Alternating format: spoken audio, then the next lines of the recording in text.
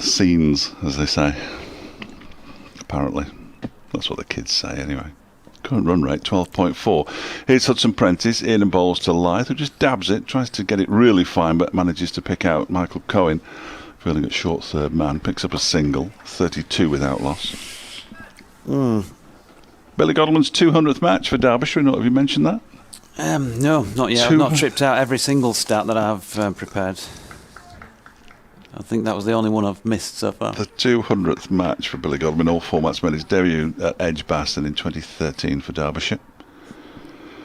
Went on to become skipper in 2016 as Hudson Prentice is in to Kola Cadmore, who's going to be caught, and is caught. That was a poor shot really from Kola Cadmore. It went straight to the fielder at mid-wicket. Looks like McKiernan, but I wouldn't swear to it. And Derbyshire. Educating point, but he's got to go this time. And one left in the third over then, 32 for one. But it has been a good, enterprising start from Yorkshire. They wouldn't want to lose too many wickets too quickly in terms of the depth in the side. I know that the modern way of doing things in T20 cricket is now just go hard for 20 overs and you've got enough ability in the 11 players in your side to come up with a total, even if you lose 3 or 4 quickies at the top of the order. But you'd have to say this is an inexperienced side, but this particular man walking in is not a case in point, of course, because it's Joe Root with 66 on his back, and he's back to play his first T20 game for Yorkshire since 2018. Didn't make an appearance last year, and it's his first game at Headingley, would you believe, since the game against Derbyshire here in 2016. Controversial game. Controversial game. He was batting when it was no more than spitting. Root then on strike as Hudson Prentice comes in and bowls to him, and he clips this very nicely off his legs into the leg side for a single. In comes Matt Critchley off the boundary to do the fielding. It was Matty McKiernan who took the catch, incidentally. They move on to 33 for one. Impressions later in the commentary. Yes, isn't it marvellous, marvellous, marvellous. Lyth 16 not out and Root not out one. Surely. Oh no, you're right. That's exactly what he's got. Yes. Dominic Cork on the big screen. He seems well, not on the big screen, on our screen, which is quite big because I'm sitting right next to it. He's the Derbyshire T20 coach, and he just had his hand up then. I thought he must have seen the camera on him, but he's maybe he was just putting his hand up because you'd not yet mentioned him during the commentary, and he was feeling a bit left out. Sam Connors then into the attack for over number 4. This is the second from the Kirkstall Lane end, and Joe Root immediately turns that one 45 behind square on the leg side and picks up a second single. 2 to him, 34 for the loss of 1 wicket. His debut in senior T20 cricket, Sam Connors. Been at the forefront of the team that's done so well in the Bob Willis Trophy. Victory at Liverpool may well secure them a place in the final, but that's still to come. I know Yorkshire will have something to see. Play Leicestershire? Do you? They do, yeah. I thought so. A week today. Yeah. So Connors, 59 on his back.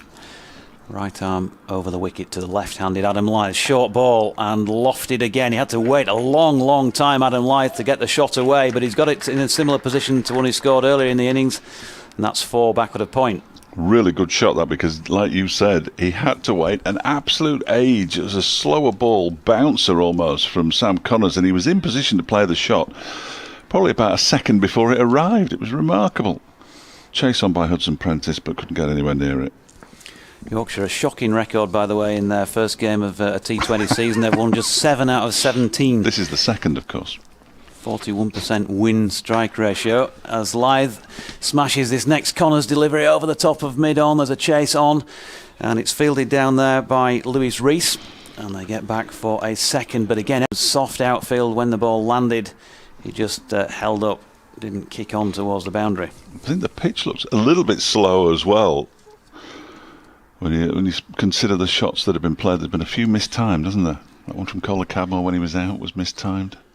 Yeah, Lyth waits, and again, this time he doesn't wait long enough to pull that. That's just about his favourite shot through mid-wicket, or backward of square leg, and it just died on him a little bit, the delivery from Sam Connors, and it could have been, it's difficult to tell, isn't it, when you're on one viewing, but that could have been a really intelligent piece of bowling from Connors. He might have just held it back slightly as well, and used the slow pitch to his advantage. So 2 left in the 4th over. Yorkshire 40 for 1. Lyth 22 on strike, and here comes Connors again, and Lyth this time tries to cut that one away down through 3rd man, but misses out. 3rd man, one of the 2 outside the circle during this power play. Still a man just in front of square, out on the boundary edge. I may have said before that Neil Mallender and Michael Burns were the umpires. James Middlebrook is the umpire at one end. I'm not sure which. Soon tell you. I think this is Neil Mallender at our end, but I wouldn't swear to it. They all look the same, don't they? This is James Middlebrook at this end, in actual fact. Oh, Yeah. okay. So I got his name wrong and the end he was at wrong. So they don't produce scorecards, do they, anymore? No. Mainly because there's nobody to buy them, but makes sense, I suppose. Here's Connors then. Wide. That's wide. That's a long way wide, whichever form of cricket you play. Dickie tells us it's a wide ball. Right. Got the full range of accents out and mimicry. I mentioned Yorkshire's record is shocking in first matches of the season in this competition, but actually in the 5 previous matches between these 2 counties in T20 cricket, Yorkshire have won 3, would you believe? First match of the season. 3-2. Good ball. Another slower delivery from Connors, and wide of off stump, and Lyth watches it go by and die. And so 4 gone, 41 for 1. Best over statistically, just 8 runs from that one from Sam Connors, well bowled. And who's going to bowl the next over? It looks like Finn Hudson-Prentice is going to have another go here. Just seeing who that is going out to the boundary in the far distance. It looks to me, well, it looks like Lewis Rees, which is a bit of a surprise. He's not wearing a cap, so it is Lewis Rees. Haven't managed to locate Alex Hughes yet. He's definitely out there. I think that's him at extra cover, and he's coming back to the edge of the circle now as well. So they've got a man out on the mid-wicket boundary and a man down at 3rd man as Hudson-Prentice comes into bowl to the England Test skipper Joe Root, who pulls it very nicely around the corner for 4 runs. Banged it in short. He hasn't got the pace to do that. Finn Hudson-Prentice, certainly not to a batsman of the quality of Joe Root, and Root took full advantage to pick up a boundary. They move on to 45 for 1. Averaging the 4th. He's averaging 113 at the moment against Derbyshire in T20 cricket, Joe Root. He's only ever been out once or something. It's highest score of 46 not out. Yeah, I'll see what I can find in a minute. Hudson-Prentice in and bowls. That one is pushed by Root up towards mid-off. There's a shy at the stumps that doesn't miss by much. He may well have been home, but it was a good effort by Godalming. Didn't miss the stumps by much at all. He was just pushing it there, as batsmen want to do in this kind of this form of the game. And he picks up another single. Root. He moves on to 7. Partnership already worth 14. 46 for 1. As Hudson-Prentice contemplates what he's going to bowl next. Yeah, he just pushed in. Didn't really want to. He sort of looked at Adam Lyth for a couple of strides in time, and took a while to get going. Lyth just guides this next one down for 4 more runs to the left of Michael Cohen diving at short 3rd man. And once it had beaten him, there was nobody else there. Another boundary. Seen 2 cracking shots in the over. Joe Root's controlled pull placed it really well between the 2 fielders for his 4, and then similar Adam Lyth just laying the bat on it, letting the pace of the ball do the work. I'm not entirely sure what he was bowling there, because it was neither going to hit the stumps, and it was a bit short and a bit wide, so I don't quite know what Hudson-Prentice expected to happen to that one, but it went all the way to the boundary. He's in again now, and Lyth turns this around the corner, and this time it's well stopped by Sam Connors. Just sticks out that right hand again. He saved some runs already, probably 6, certainly 4 of them, by sticking out a right hand, and he keeps them down to a single. Lyth moves to 27. He's faced 13 deliveries, and Joe Root has 7. 51 for 1.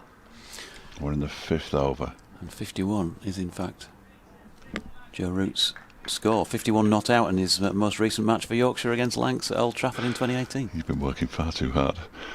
Here comes Hudson-Prentice in and bowls this one. He's cut away, but there is a man down at 3rd man. It's Sam Connors, and he gets there quickly, throws the ball in. Brook can't clutch it in first go, but it bounces up to Wayne Madsen, who just picks it up and runs out to his position on the offside. Having been on the offside to the right-hander, he's now on the offside to the left-hander at backward point. 52 for 1, Lyth on 27. Root's moved up to 8. One final delivery left of Finn Hudson-Prentice's second over. 1 for 20 his figures so far, so a little expensive, but he's got the wicket of Kohler Cadmore, and he's in now and bowls, and that one is defended by Lyth. Straight back to the bowler, end of the over. 52 for 1, 11 off that one, 9 off his first. And after 5, Yorkshire are 52 for 1. Yep, they'll be plenty happy enough with what they've got on the board so far. But again, mindful of that just a little bit of a inexperience in the ranks. Harry Brook likely to be next in. Will Frain's also down next on the team sheet following him. Johnny Tattersall likes to run the ball around.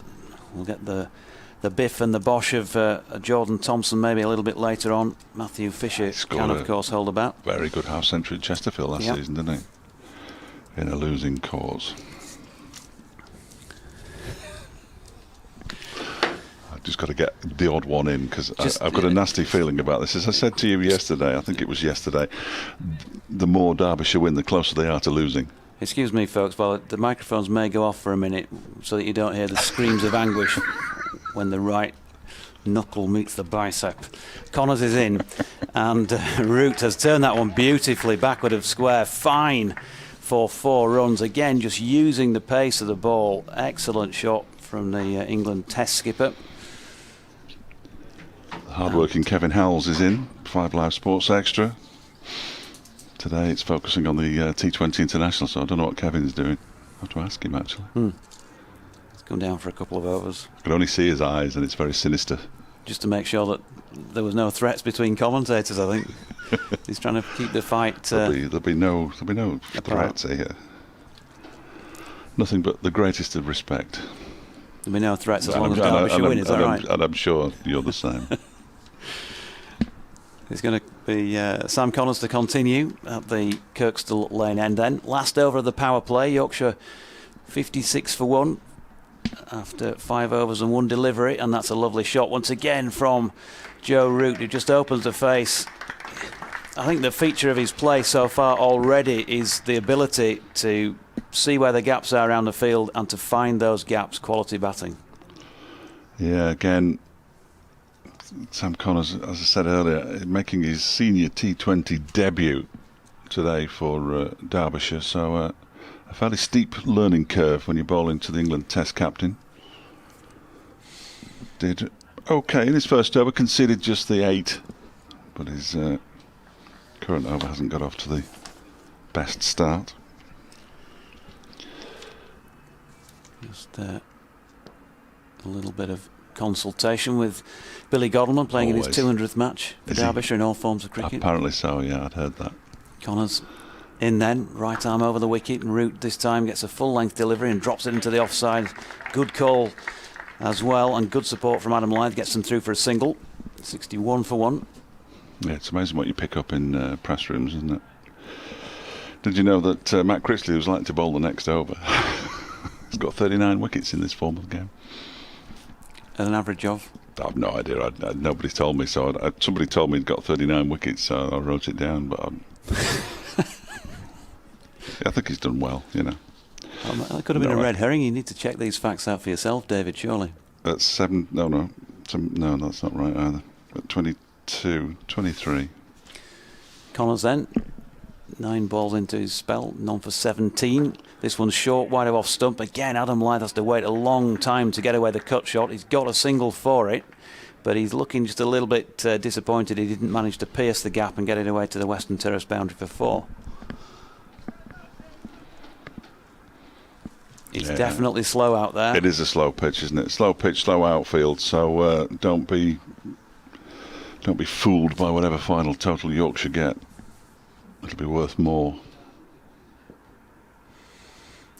In comes Sam Connors once again. This one swings quite sharply in towards the right-handed Root, who pushes it out to extra cover.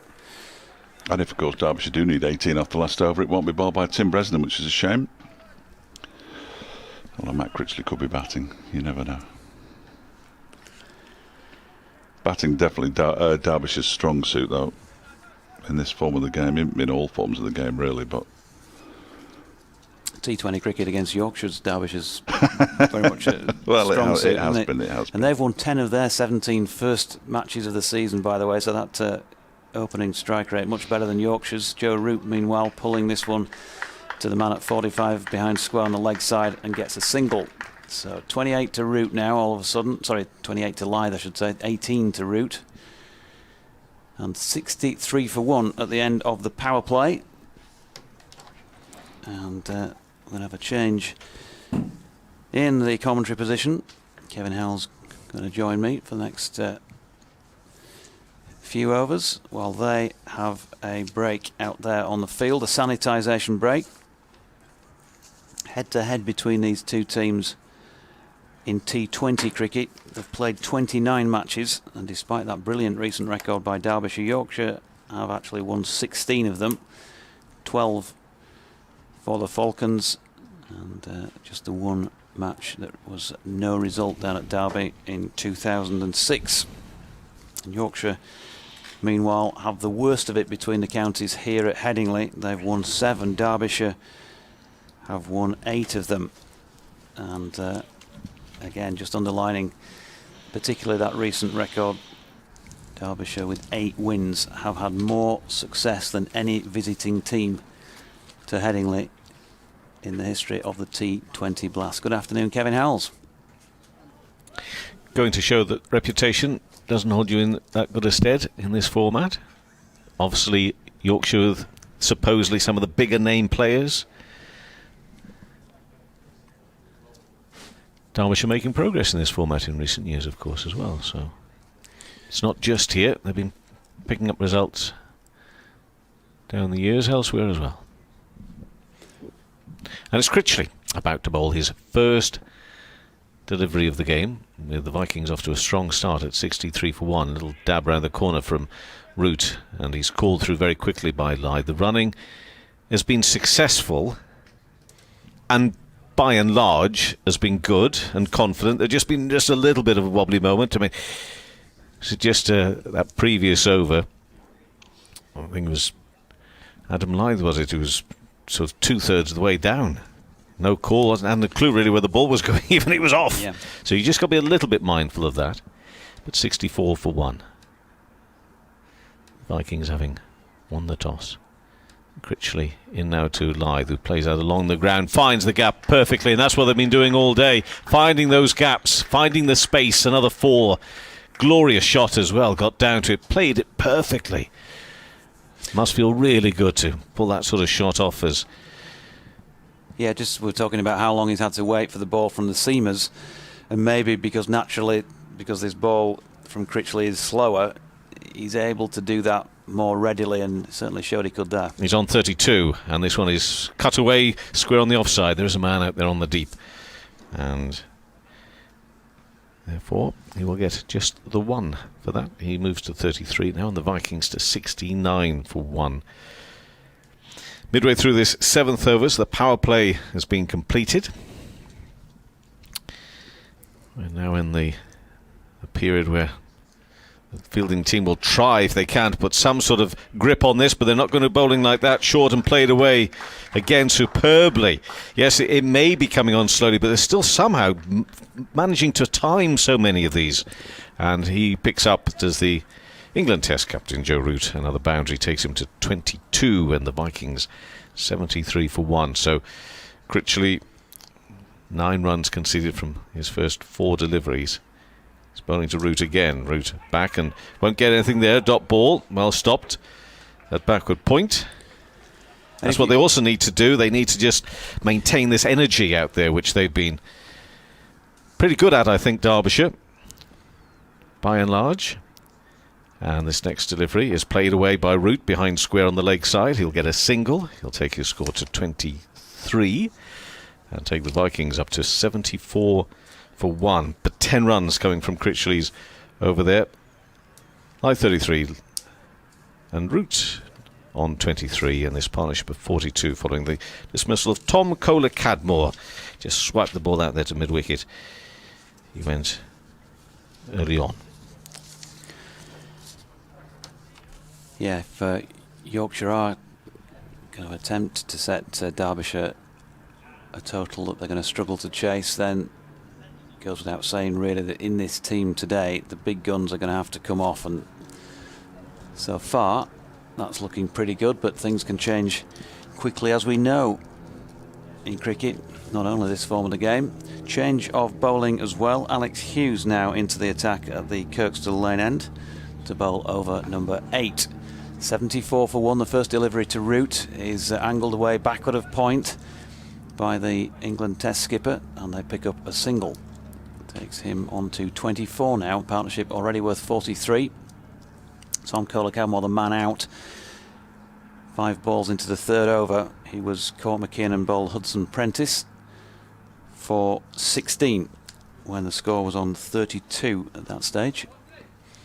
So they've made good progress since.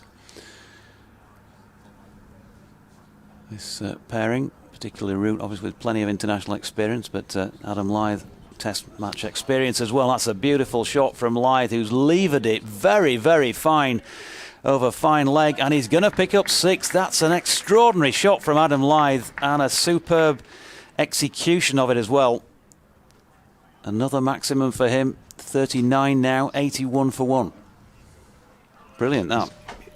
Physically, he's a buzz. That was a brilliant shot. After you could just see the way that he was sort of, in his body language, quite rightly admiring what he just managed to pull off there. Wouldn't you just love to be able to play a shot like that? Superb. Here's Hughes again, and that's this time worked through mid-on by Lyth, who's got 1, and he's thinking about a second, and that's just a little bit of pressure at the end of the first run. Reward for Yorkshire for running that one hard, because McKiernan didn't make a clean pickup, and they got back for a second. 50, 51 in fact between the pair in 29 deliveries for the second wicket. So an excellent partnership from a Vikings perspective. 83 for 1. Here's Hughes again. Lyth opening the face, runs it out to the sweeper, who is out on the point boundary, and will get through for 1 more.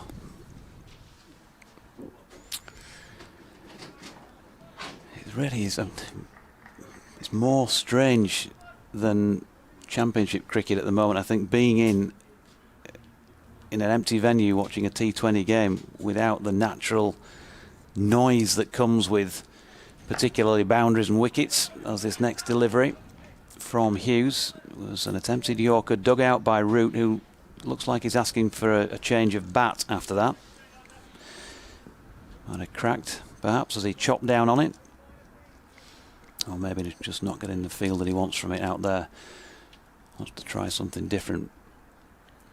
24 to Root, 84 for 1 Yorkshire. Hughes in and driven this time by Root. There's a man out in the deep waiting for that, so easy single. Takes him on to 25, 85 for 1 at the end of the 8th. It is important that the experienced men out there for Derbyshire just remind everyone just to stay calm, not to let the score or the batting get on top of them, because they will remind themselves that, you know, we've got some decent batters as well. You know, we'll be able to, you know, give it a good go, and therefore there's no need to panic. We just saw a few moments ago on the streaming service the picture of the coaches there, Dominic Cork and Mal Loy. So much experience there as well. Root on 25, and that one is worked away on the onside. He'll scamper through for 1. He's looking very busy today as Root. Takes his score to 26. And the Vikings up to 86 for 1. Interesting about the crowd. I heard someone actually talk about lack of crowd. It was Alex Hartley, actually. And she was referring to what she was picking up herself as a player, but talking to other players, that she sort of understands that from our side of it, you know, commentators and the media side, about the crowd and the noise and the atmosphere. Lyth will play this one away on the onside for 1. And he'll take his score up to 43. But as a player, there's something about the intensity and the speed of T20 that, in actual fact, as a player, you're blocking a lot of that out anyway. But obviously, it has a massive impact on the whole atmosphere for us. And it's all part of the fun, as Root will find runs here fine on the onside this time. He moves to 27 and the score to 88 for 1 now, midway through this 9th over. So it's always, isn't it? But God, we want a crowd. People want to come and watch it. That's the bottom line to it all, really, isn't it? Lyth will hit this in the air, upish. Does he find the gap? Not quite this time. Out towards mid-wicket. And the right arm throw back in to the keeper.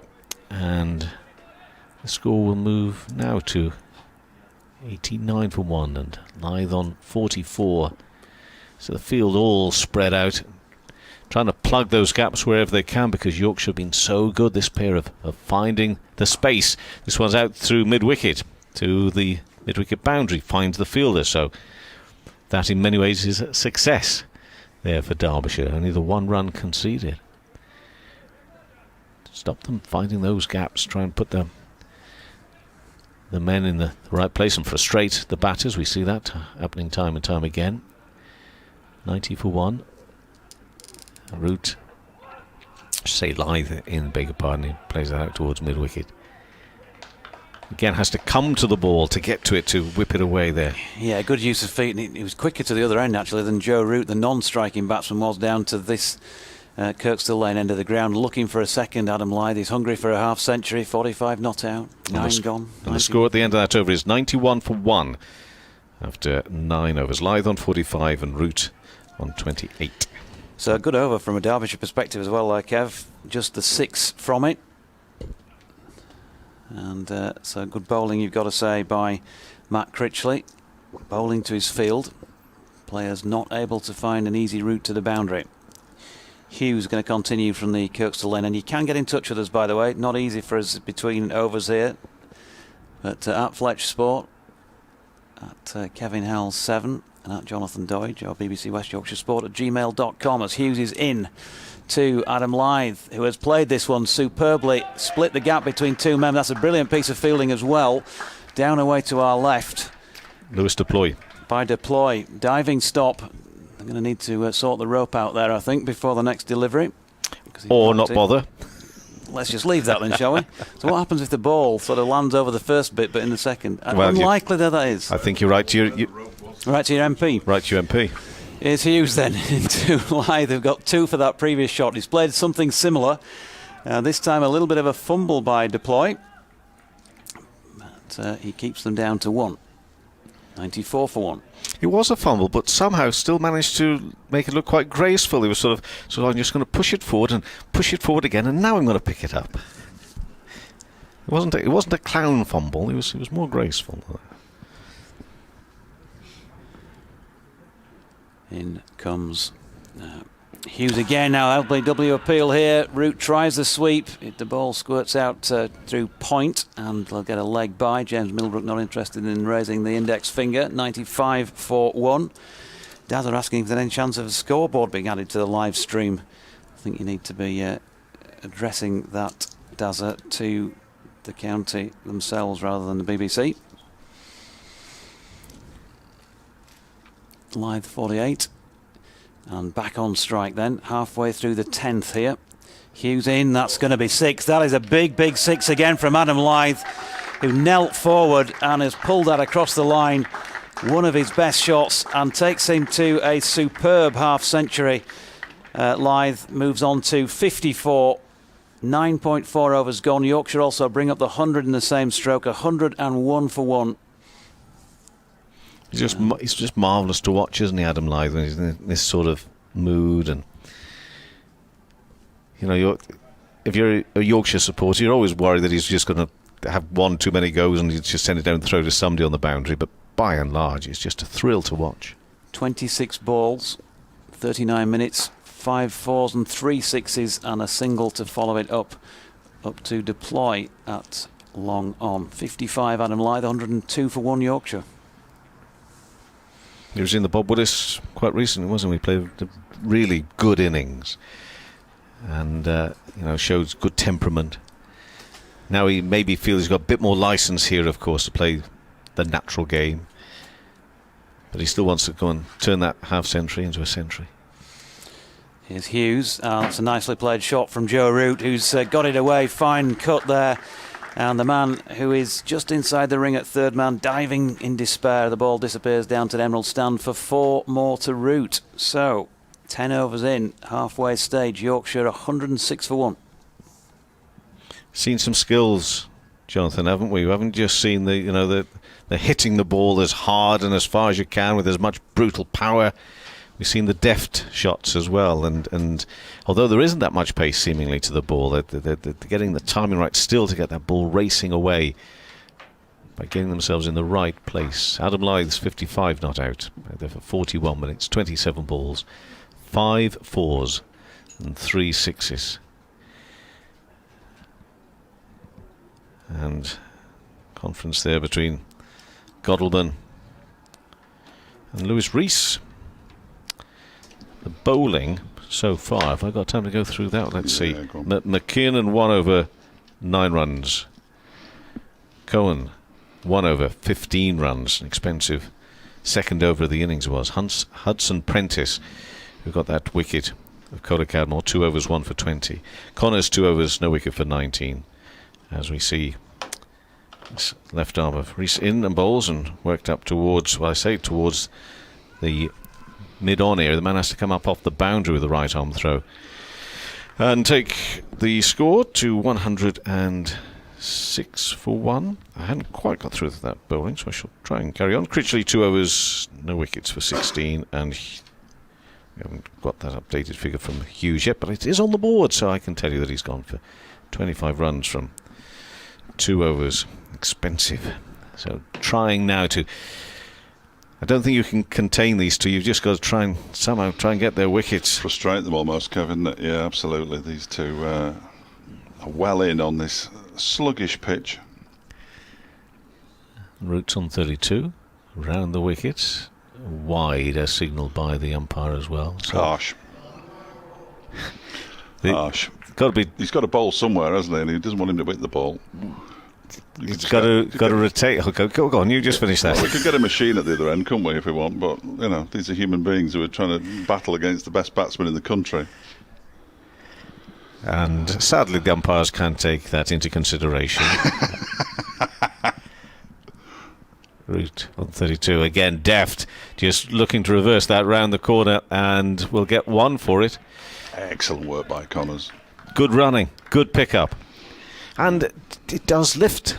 If too many errors slip in and everything go a little bit flat up, I've found generally Derbyshire here to be okay. There've been just maybe 1 or 2 overs where it just got a little bit flat out there, but just that little bit of fielding, lift them again. Got their mind on Lords, Kevin. That's the problem in the Bob Willis final. Lyth is on 56. Next delivery. LBW appeal, but I don't think so. Oh, hello. So, and a throw which was, on its way to Lords in actual fact. That was a shocker from Connors that time. I think he still thought he was on the boundary. He was on the 30-yard circle, and he threw it down to the man at long off. Sort of a take this, see if you can stop this one. At the end of it all, that 110 for 1. Not so clever now, are you? Making his debut, Connors, making his debut, the wicket-keeper. Rees comes around the umpire, Malander to Root, gets bat on that, out to the fielder on the cover boundary for 1. 34 to Root, 111 for 1. We're in this 11th over. I think usually what happens this season in the T20 is that we get to the end of the first innings, then it rains and everybody goes home. It's been a bit rubbish, really, weather-wise. Yeah, we were at Leicester on Thursday night. It was raining from 3 o'clock onwards and was still raining when they called it off. Similar here. The competition really needed the events of yesterday. Some terrific cricket being played, or at least stories, as Lyth here on a shorter ball pulls up through the legs of the fielder, and that's going to be 4 runs. Alex Hughes. Alex perhaps thinking still about the bowling, I don't know, but he's whatever took his mind off the ball there. I'm afraid it's conceded a boundary that shouldn't have been. And it's 115 for 1. Hasn't been playing an awful lot of Bob Willis Trophy cricket either. So that look, are you looking for reasons for it? He should have stopped it. But the ball had a little bit of shape to it, and he got himself it was just wrong place. Wrong place. Poor. I like him though, but 1 ball left of this over. it's nice that Dominic Cork's not looking at him. Good decision. He's certainly not looking at Dominic Cork. Bowling from the far end, the Emerald stand ends, the left arm of Reese, and that's just turned around the corner, straight to the fielder Connors. There will be a single to complete that over. 11 overs gone, and it's the Vikings at 116 for 1 in this Vitality Blast fixture. Both of them with washouts, as we've already said, on Thursday, and 2 games on Friday were washed out elsewhere in the country, at Hove and in Birmingham. Yesterday, I'm not going to say it's my fault, but I turned up to a game yesterday where I saw an amazing display of fielding and catching from Lancashire, really. But halfway through, the catch out in the deep, the one-handed, was that Dane Villas? That was Dane Villas. I would say astonishing. Bailey's was even better. Really? Okay, I haven't seen that one yet. In the covers, which was down low to his right. But it was just, I want to say it's the consistency of the catching yesterday. However, Davis, the wicketkeeper, put 2 down. But some of the other stuff, even though the bar has been raised so high now with fielding and catching in the game, I thought it went up just a little bit of a peg yesterday with the consistency of the catching from Villas, who took 3 really good catches, but that one from Bailey down to his right, if you get a chance to see it. But what I was going to say is events elsewhere also, tie and the unbeaten centuries. The competition needed that yesterday. Lancashire were only playing Durham, though. Here's Matty McKiernan in and bowls a new over. This has been launched out towards the boundary. There's a player underneath it. Takes the catch, Lyth deploy, and Lyth has gone. Matty McKiernan, in only his 2nd game, gets Adam Lyth caught out on the mid-wicket boundary by Lyth deploy. And that is a big wicket. 116 for 2 now, Yorkshire. Lyth had been going really nicely. The partnership worth 84. He's out for 61. It's good, but it could have been a little bit better from his point of view. But, the platform has been set. However, if you're a Yorkshire supporter, you'll be thinking to yourself, over the years in this competition, Lyth making that sort of start, others then have come in and it's gone bang, bang, bang, and advantage has been lost. However, Harry Brook is going to go out and prove any doubters wrong, and he's just going to pick up where Adam left off. But from that innings, it was terrific, a mixture of brutal force from him, but also a little bit clever at times as well. Lots of energy running between the wickets. But Adam likes to go on and get the 3 figures if he can. It won't be today. It's 32 balls, 6 fours and 3 sixes for Lyth. In a fine innings in which he really had to adapt quickly to this pitch here at Headingley. Have you got enough windows open? That's the question. I've seen so many windows. Unbelievable. Here's McKiernan then. His 2nd delivery of his 2nd over. Leg spinner, of course, bowls, and back into his crease goes Joe Root. The batsman had crossed, of course. He punches it up to long off, where it's fielded by Wayne Madsen, 117 for 6. A lot will rest on the shoulders of Madsen, Deploy, Godalming and Reese when Derbyshire bat the top 4, the powerhouse top 4, as I like to describe them. 14 50s, 14 half centuries between them. Is that 14, Dave? 14, right. Half centuries last season. Yeah. I feel like I've been ganged up on here. This one's turned very nicely by Root off his legs down to short fine leg for a single. This Windows business, you're talking about this stuff at the front of the... No, I'm talking about the windows on on George's laptop. Look at that across right. the top there. There must be 30 of them open. I know it's cold windows. Whatever you do, don't read them all out. No, slow it down. I know, there's a couple of dodgy looking ones there. This next one is pushed into the offside by Root for a single. 119 for 2. That previous ball was turned around the corner by Harry Brook, I beg his pardon. But the laptop that it's got, even though it doesn't work properly, does have a super battery, it says on it, so that's good. Here's McKiernan once again in, and this is a step back into the leg side by Brook, and he just pushes it out towards Deploy on the extra cover boundary for a single. 120 for 2. How are the players feeling about the the reality they can do nothing about. Of course, no matches at home at all in the county, always on the road. It'd be nice if we could speak to any of them, really, because it's all Zoom meetings, isn't it? Of course. That's the bit that I've missed the most, to be honest, talking to players. McKinnon bowls, it's a flat delivery and it's pulled into the leg side. There's a chase on here for Hughes and he loses that chase. It's 4 runs. A really, really nice shot. It was a short delivery from McKinnon. It had been a fairly decent over up to that point. But he concedes the boundary. Root moves on to 40. 124 for 2 at the end of the over. Just the 8 runs off that one. That's almost a triumph in these circumstances. Yeah, it's been really strange, Kev. Genuinely strange, when normally you'd stand outside a changing room at the end of a day's play, and anybody who'd come out before the person you really wanted to speak to came out, you just chat to them. There's none of that. You're straight onto Zoom.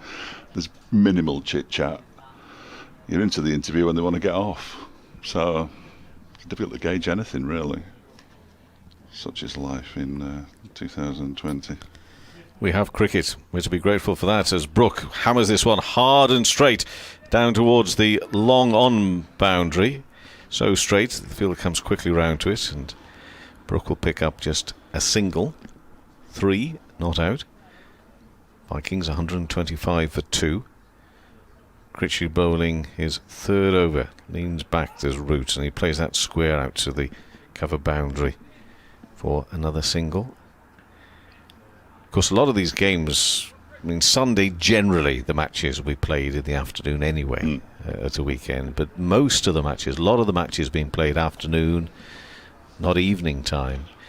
And that's basically, of course, crowds can come in as Critchley bowls again, and this was played by Brook into the offside. Bit of a fumble from Godman, perhaps not really letting a run being scored. It probably was there anyway, but it doesn't sort of make the batters think next time, shall we maybe think not about doing it. They think, oh, we definitely have a go. Next delivery is played behind square this time. And a good diving stop from Hughes on this occasion. And 128 for 2. But also for the fact, for some of these counties, and money is pretty tight in so many different areas, they don't want to turn the floodlights on either. Especially if you haven't got a crowd. So a lot of them saying, we want matches in the afternoon. You don't want to be playing, evening games. What is the point of playing a match in the evening? Next delivery is played away on the onside. Brook and Root have to do a little bit of a dance there just to get around one another, but they do so. Another 1 to the total, 129 for 2. I certainly wouldn't have objected had either or both of Derbyshire's trips to Durham been in the afternoon. That would have made it far more sensible, wouldn't it? But they're evening, are they? Just to be awkward. Yeah. Let's play at night, shall we? Yeah, terrific. Root on 42. Oh, put down. Sharp chance, sharp opportunity there from Godleman in the covers. But it is a drop. And it's the England Test captain that's been put down as well, Root. And he's been dropped on 42. And the score at the end of that 13th over, the Vikings 130 for 2. It was travelling. And also, he had very little room, if you like. He was coming pretty much straight at him, had to get in the right position, but just couldn't get that position right, put it down, and an opportunity which they really needed to take. Yeah, not one of Derbyshire's gun fielders by a long chalk, Billy Godman. And it was a sharp chance, as you say, to his right-hand side. And unfortunately, he popped it down.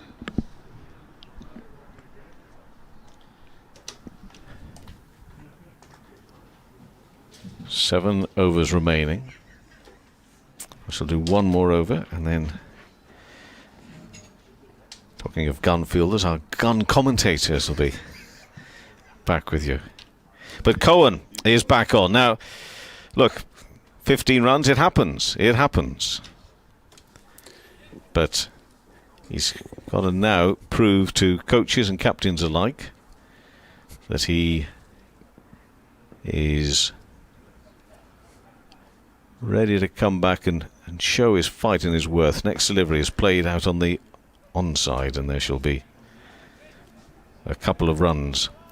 And not the greatest throw in either to the keeper.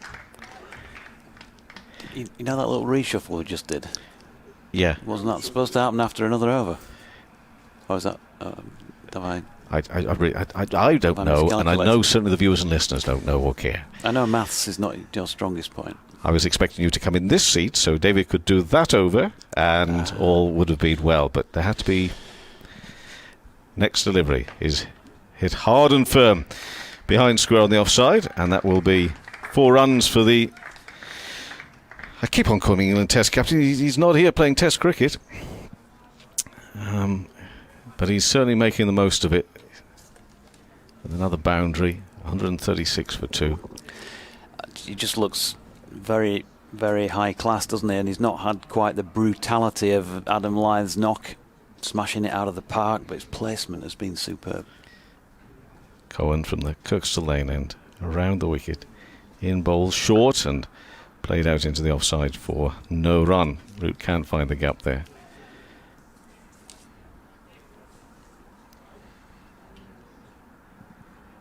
The wide expanse for those looking on the streaming service this afternoon of the empty stadium. It's the Yorkshire team away on the dugout on the left-hand side, away to the right. Messrs Cork and Loy with Derbyshire, can't quite see them. Cohen around the wicket, left arm, and tucked away. Down behind square for a single. Keeping the ball ticking along, and it also brings up Joe Root's half-century. Root so desperate and keen to turn out in a Yorkshire shirt as often as he can, and when he makes the appearance he wants to make it count. Well, that's 45 minutes for that half-century, 34 balls, 7 fours. And together with Adam Lyth, such a strong second wicket to stand as well. And Cohen to come into bowl to Brook now. And dab down towards the edge of the circle for a single. Just 1 ball left of this. 10th T20 half-century for Joe Root. It seems as if it's sort of pretty late notice as to whether England are going to allow him to play. I know it was sort of mentioned a couple of days out before the Notts game that didn't happen that he was going to be available. This one, even yesterday, they were still waiting on England clearance. I'm not too sure as he has that clearance yet. They want to play him tomorrow. This one is played through square leg on a shorter ball. And he moves to 51, and 139 for 2 is the score after 14 overs. Right, we'll try again. Jonathan Doidge and Dave Fletcher will be in this seat now. Yeah, not sure if 100% sure if he can play Joe Root at Trent Bridge tomorrow, where of course he would have been playing in the 100 this year for the Trent Rockets. But Andrew Gale, in his match preview comments ahead of this game, seemed pretty hopeful that he was available for both this and tomorrow's match. We'll see. Wicket so far taken by Matty McKiernan and Finn Hudson-Prentice. Who was that? He's going to be Root on strike. Some bloke walks into the commentary box and starts commentating. Critchley in. Oh, this is lifted out into the leg side. It's over the head of the man on the mid-wicket boundary. And it goes all the way for 6. Lyth Deploy looked interested for a moment, and it was just a moment.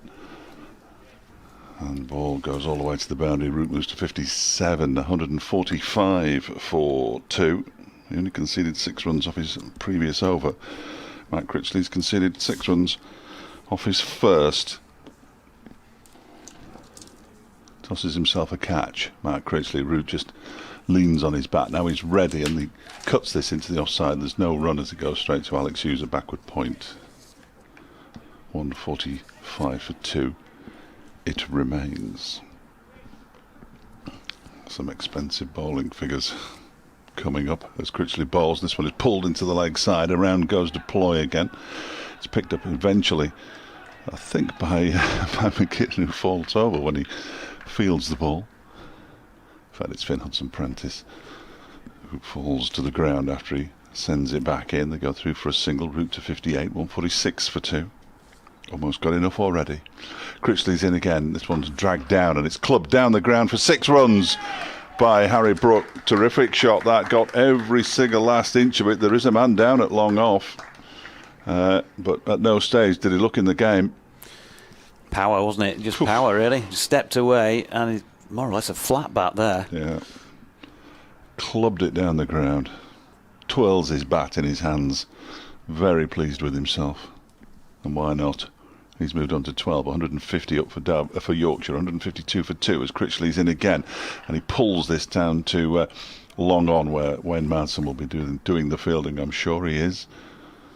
Another single to the Yorkshire total, 153 for 2. The cut-off time is 3:20, so they should be okay. 5 overs after this delivery still to be bowled. As Critchley's in, and he's pulled out to the mid-wicket boundary for 6 more, so 3 sixes in the over. Matt Critchley ends the over on his knee, and that was another mighty, mighty blow. That was a massive blow, wasn't it? Root onto 64. Brook has 13, 159 for 2 at the end of the over, 20 from it.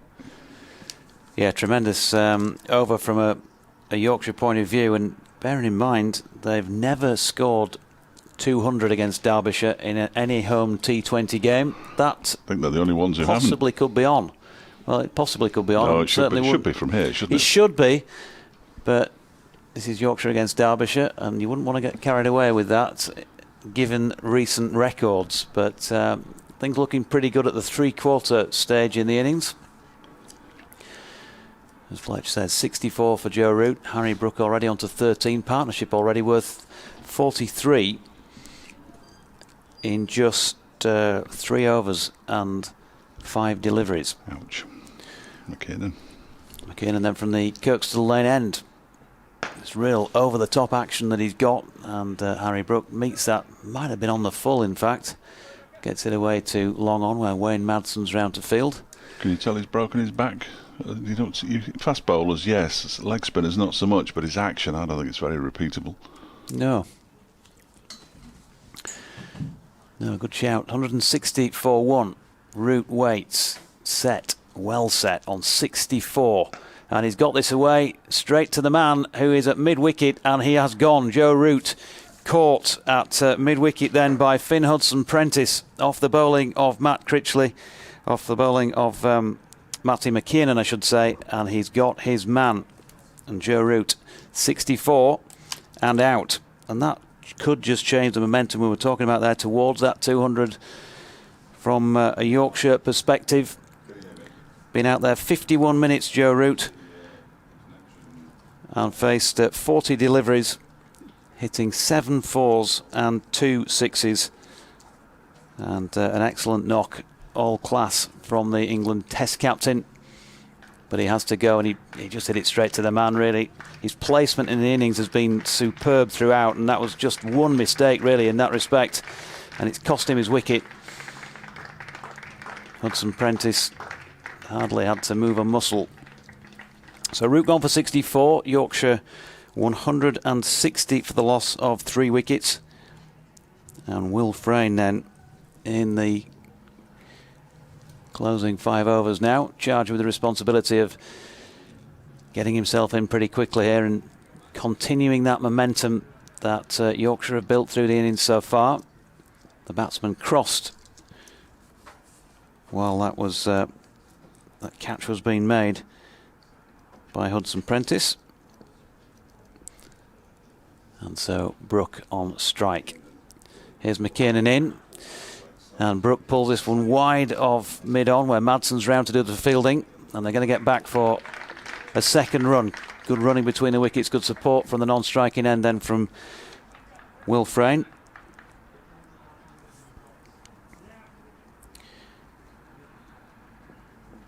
McKinnon now with 2 for 18 midway through his 3rd over. Harry Brook on strike, 16 not out, 162 for 3. McKinnon's in, and that's just tickled backward of square leg by Brook. Good support again from Frain, gets him through for a single. 17 Harry Brook. Exciting player. His 19th T20 match for Yorkshire. High score of 44 and averaging 29.3. But it's Will Frain who now waits for this next McKinnon delivery, driven to short extra cover where it's fumbled, and Frain off the mark then. 164 now for the loss of those 3 wickets. Tom Kohler-Cadmore for 16, Adam Lyth for 61, Joe Root top scorer in the match so far with 64. Yorkshire, of course, won the toss and chose to bat first here. And Harry Brook waits for this next McKiernan delivery. Last one of the 16th over. Uses his feet. There's a half-hearted appeal that was never going to be given by James Middlebrook. They've got a leg by for their troubles, though. They all count. So 17 still to Brook, 1 to Frain. End of the 16th over. Yorkshire 165 for 3 and Fletcher's back. He's done all right, Matty McKiernan, hasn't he? He's picked up a couple of wickets. It's only the second time he's bowled in a senior T20 match, so he's bowled 3 overs. He's picked up a couple of wickets for 22 runs as the bowling figures come up on the scoreboard. So 2 for 22 for McKiernan from 3. Cohen 2 overs for 24. Hudson Prentice 2 overs 1 for 20. Connors 2 overs for 19. Matt Critchley 4 overs for 42. Alex Hughes 2 overs for 25, and Lewis Rees the 1 over so far for 9 runs. And Lewis Rees looks to me as though he's coming back from the football stand end to bowl over number 17. As Yorkshire will be more than happy, I would have thought, at this stage, with 165 for 3.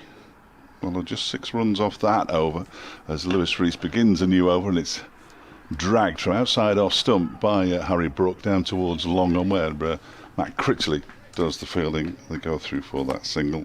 166 for 3. You never know what a pitch is like until both teams are batted, apparently. No. We should know more at the end of the game. The result, yeah. Yes, I think we'll know who's going to win it by then. Yorkshire putting themselves in a very strong position here. Current run rate just a touch, well, 10 and a quarter, just a touch over 10 and a quarter. So still on for that 200 that they've never achieved against Derbyshire before, as Rees around the wicket bowls. That one is played out beautifully out to the extra cover boundary. Is it going to go all the way for 4? Yes, it is. Wayne Madsen can't get around in time. It was over the head of Billy Godleman, and it's a first boundary for Will Frain, I think. Yeah, super strike, wasn't it? Yeah. Lofted extra cover drive. He's got the Yorkshire helmet without the rose in flower that the non-capped players wear. He waits now. He's on 5, 170 for 3. Rees bowls outside the off stump. He tries to reach for that one, and it goes underneath his bat, I think, and through to wicket-keeper Brook Guest. Dot ball. Don't see many of those round here, as the old joke goes. 170 for 3. Very fine joke as well.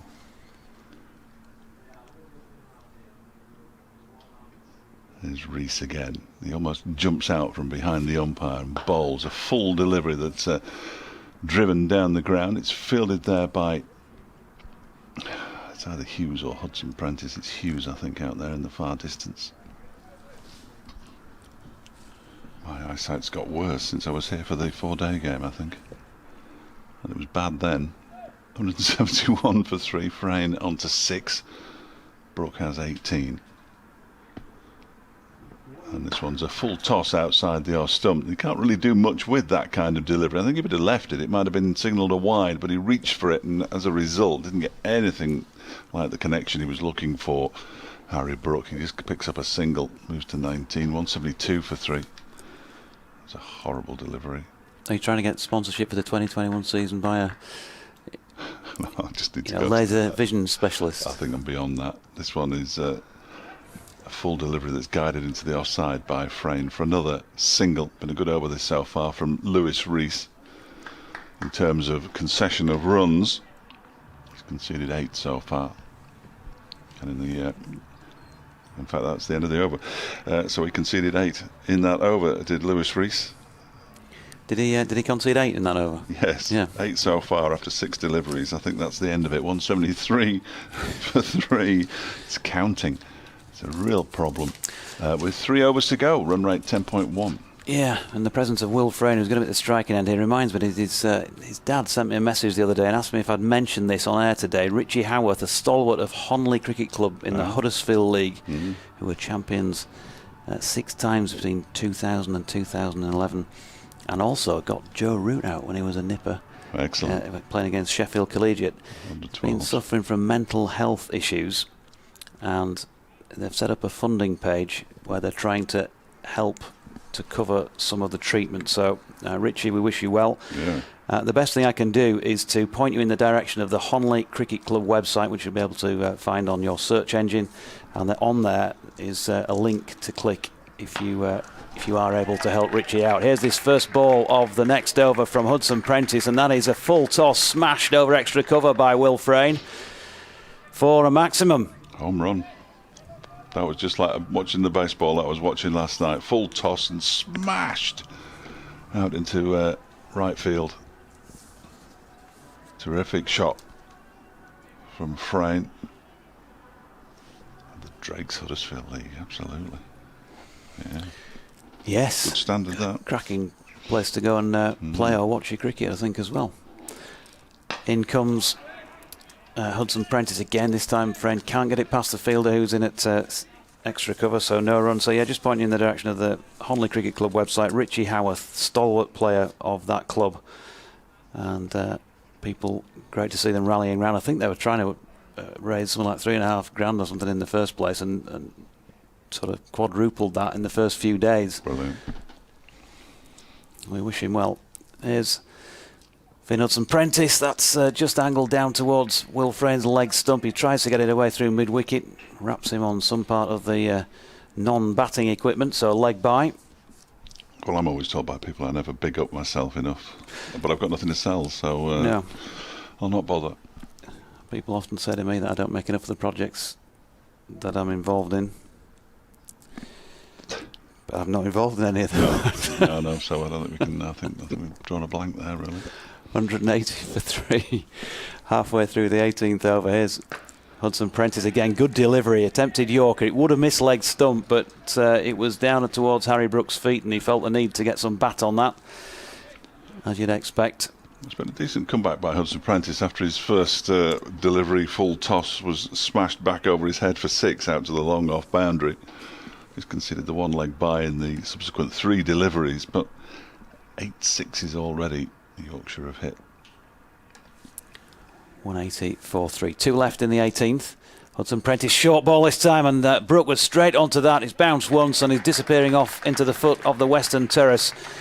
Well played, Harry Brook. Such an exciting player to watch. And we saw the best of him there. Hudson Prentice, Fletch, really did give that one the kitchen sink. Smashed into the middle of the pitch, didn't it? Short ball. He just hasn't got the... I don't know, he tried to put extra effort into that, but Hudson Prentice doesn't have the pace to bowl halfway down any cricket pitch, I would suggest, as more than amply demonstrated there.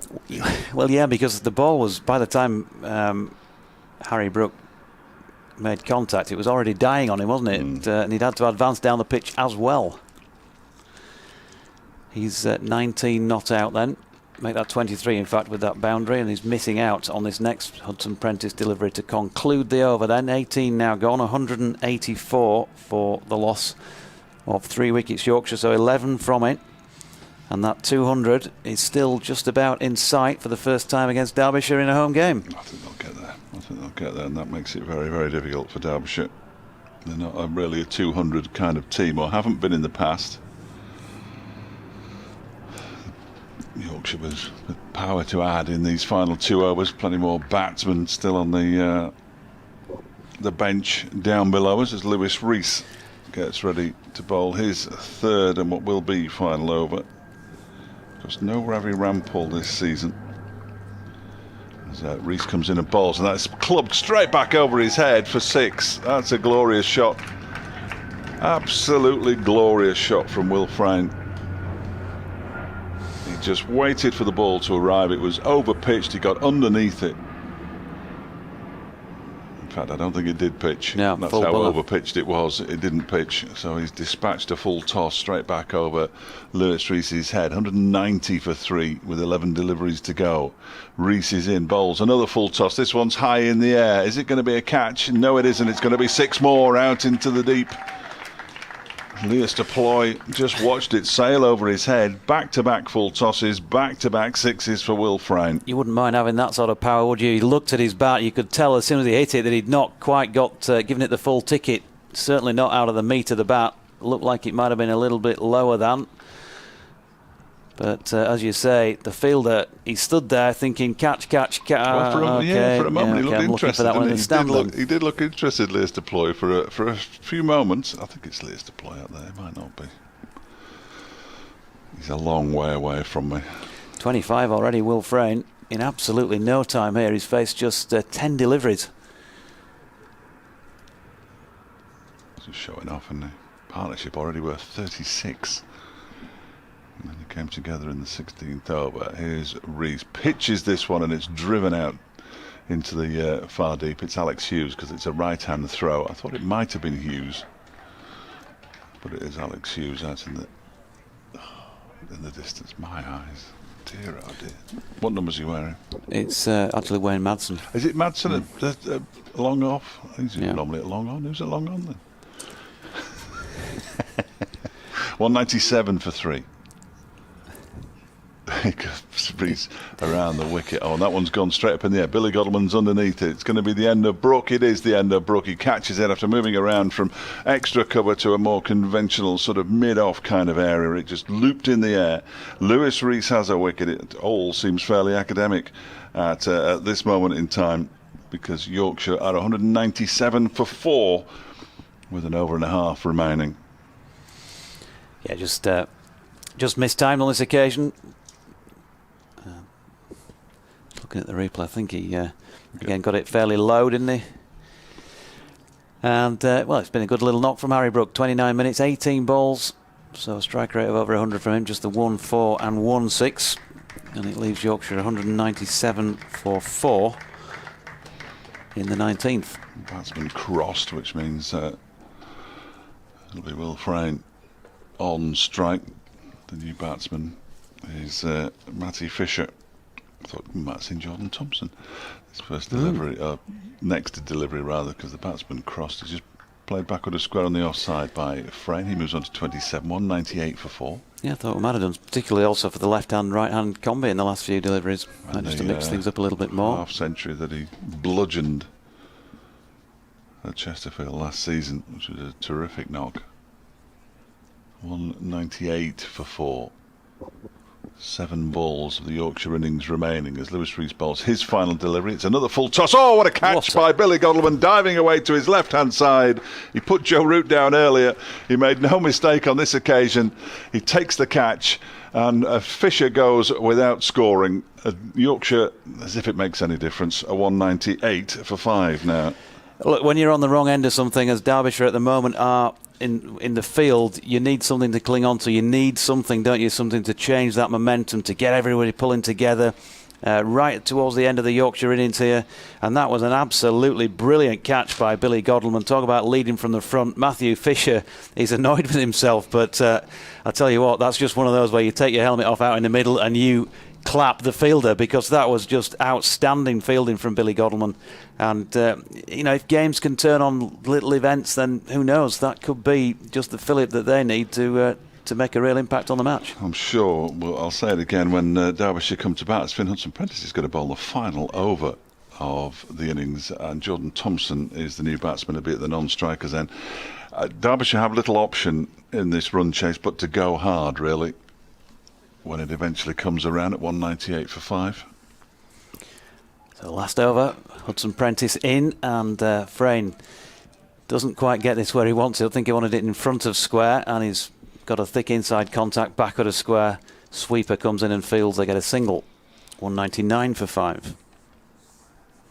It's interesting that he's been entrusted here, Hudson-Prentice. 1 for 30 from his first 3 overs.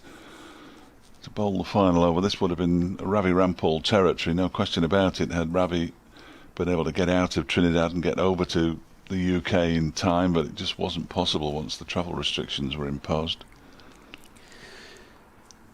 So, Jordan Thompson then faces his first delivery, and it's going to go for 4 backward of point.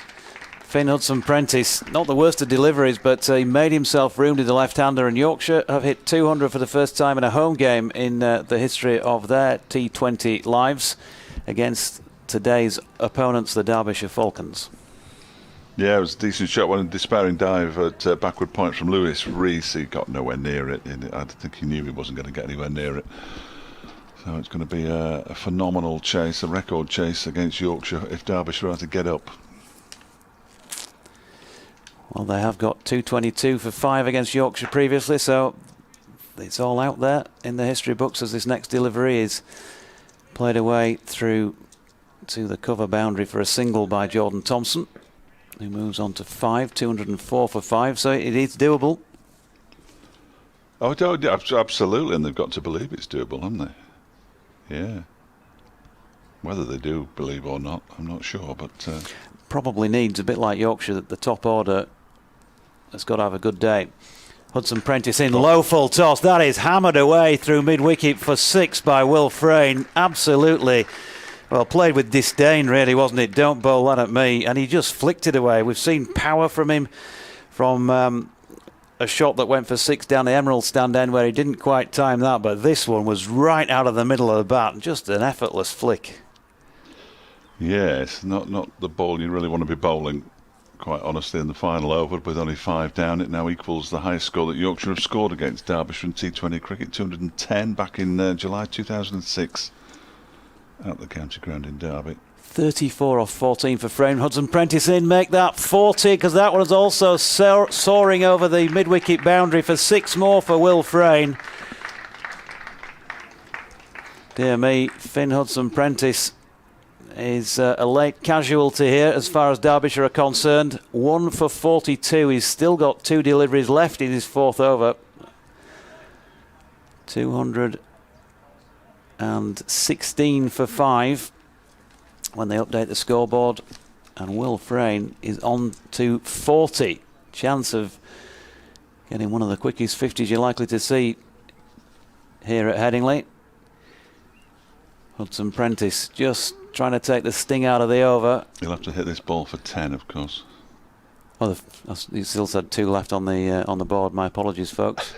He did. He said 19.4. Yeah, of course. 216. So he can't. But there you go.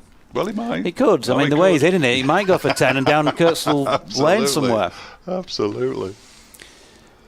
He's on 40 anyway. And here's Hudson Prentice. Final ball of the Yorkshire innings. Will go for 4 through the covers. And Will Frain will finish on 44. And what a tremendous knock that was to wrap things up for Yorkshire, who will conclude then on 220 for the loss of 5 wickets. 2 4s and 5 6s in a knock of 44 not out of 16 deliveries for Will Frain. Terrific stuff. Jordan Thompson, who was destructive last season, well, he just stood and watched from the non-striker's end, and he managed to make 5 from 2 as Yorkshire finish a remarkable innings on 220 for 5. And before you all switch off down in Derbyshire, can I just tell you that in 2010 Derbyshire scored 222 for 5 in 20 overs against Yorkshire here at Headingley. I'm not sure they're going to do it again, but don't give up just yet. Don't give up just yet. No, definitely don't give up just yet. It's as I say, it's all there to be won. And although the pitch definitely, and particularly early on, felt like it was playing quite slowly, as you'd expect given recent precipitation, it's certainly a decent pitch. I think you can't score 220 on a pitch that isn't. It might have just helped as well. Bit of air to it, bit of breeze out there as the game's gone on. Not sure how much that'll change in 20 overs, but they certainly got used to the pace of the pitch pretty well. And you know, to say he only was out there for however many deliveries you said it was there, Will Frain, 16. He got used to the pace of it pretty well, although he was smashing a few that didn't hit the pitch out of the ground, wasn't he, as well? A few full tosses. Strike rate of 275 for Will Frain, and hit 16 runs off the last 3 deliveries bowled by Finn Hudson Prentice to really ram home Yorkshire's advantage. So just a quick run through the card. Tom Kohler, Cadmore, caught McKinnon, bowled Hudson Prentice for 16, was the first Yorkshire wicket to fall. Adam Lyth batted really well, 32 deliveries for 61. Caught Deploy, bowled McKinnon, one of 2 wickets for him because he also got Joe Root, caught by Finn Hudson Prentice as well. Root making 64, top scorer in the match so far. 40 deliveries he faced. Harry Brook, 23, caught Godalman bowled Reese, and then if my page will update, we'll give you the rest of them, but it's a bit behind actually at the minute. That's the usual. Where are you up to? Update page on Crick Info. I don't know if yours. No, I don't use Yours is that. I back don't up use to that. I the- don't use No, that I don't website. use- No. no. Where did you get up to? You're a professional, aren't you? Go on, tell me. I've got it here. We got up to the dismissal of Harry Brook. Okay then. Matty Fisher was out first ball. Decent catch by Billy Godleman, diving to his right after bowling of Lewis Rees. He only faced that one delivery. Will Frain, who was already out there, went on to make 44 not out from 16 deliveries. 2 4s and 5 6s. Jordan Thompson faced just 2 balls for his 5, and the bowling figures are horrific. Matty McKiernan's are not too bad actually. 3 overs, 2 for 22. Michael Cohen, 2 overs for 24. Finn Hudson-Prentice, 4 overs, 1 for 52, going at 13 and over. Sam Connors, 2 overs for 19. Matt Critchley, 4 overs for 42. Alex Hughes, 2 overs for 25, and Lewis Rees, 3 overs, 2 for 31. Both of his wickets coming in that same over number 19. As he finished with 2 for 31. And it's going to take some getting. And the top 4, 5, 6 possibly, and include Alex Hughes down at 7 if indeed he does come in after Hudson-Prentice. They're going to have to bat well here. Godleman, Rees, Madsen and Duploy. But we saw in the 50-over game last season here at Headingley, from a Derbyshire perspective, the game that ended in a tie, that they used to play in that game, scored Derbyshire's fastest white ball half century in 20 deliveries, and that's in either T20 or 50-over cricket. Billy Godleman scored a few as well, so they have got the ability to score runs, but I suppose, as ever, a lot's going to depend on the top 4 batsmen. It will. Should we take a I think we should. 5-minute Yeah, I think we should. sabbatical? Yeah, I think we should. We'll be back shortly, folks.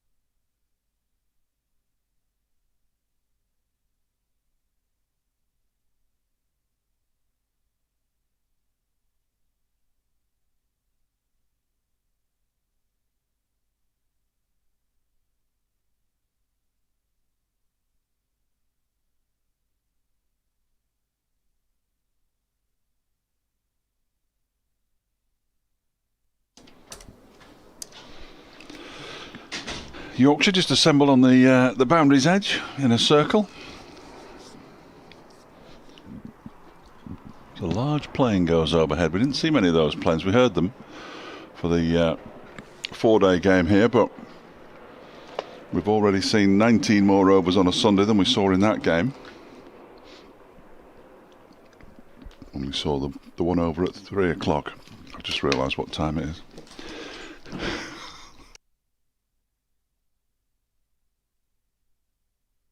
Yes, always good when you look at the clock as a broadcaster, when you've got a bit of an update to do.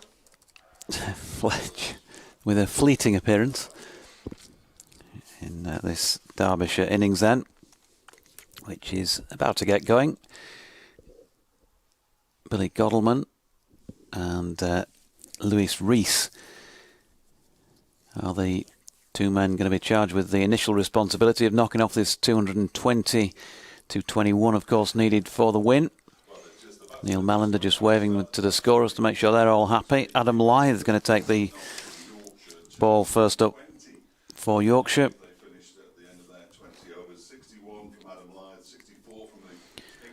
And he's going to be bowling from the Emerald stand end of the ground then. Looks like Rees is going to take strike.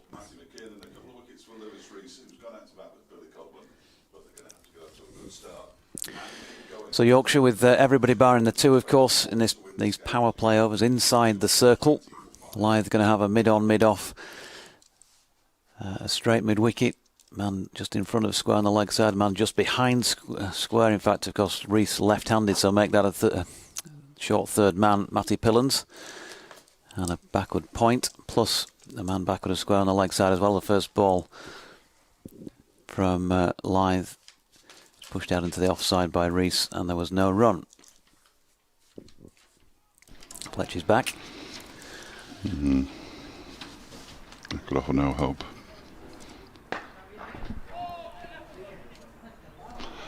Second delivery from Lyth is punched down the ground by Lewis Rees, so he's off the mark.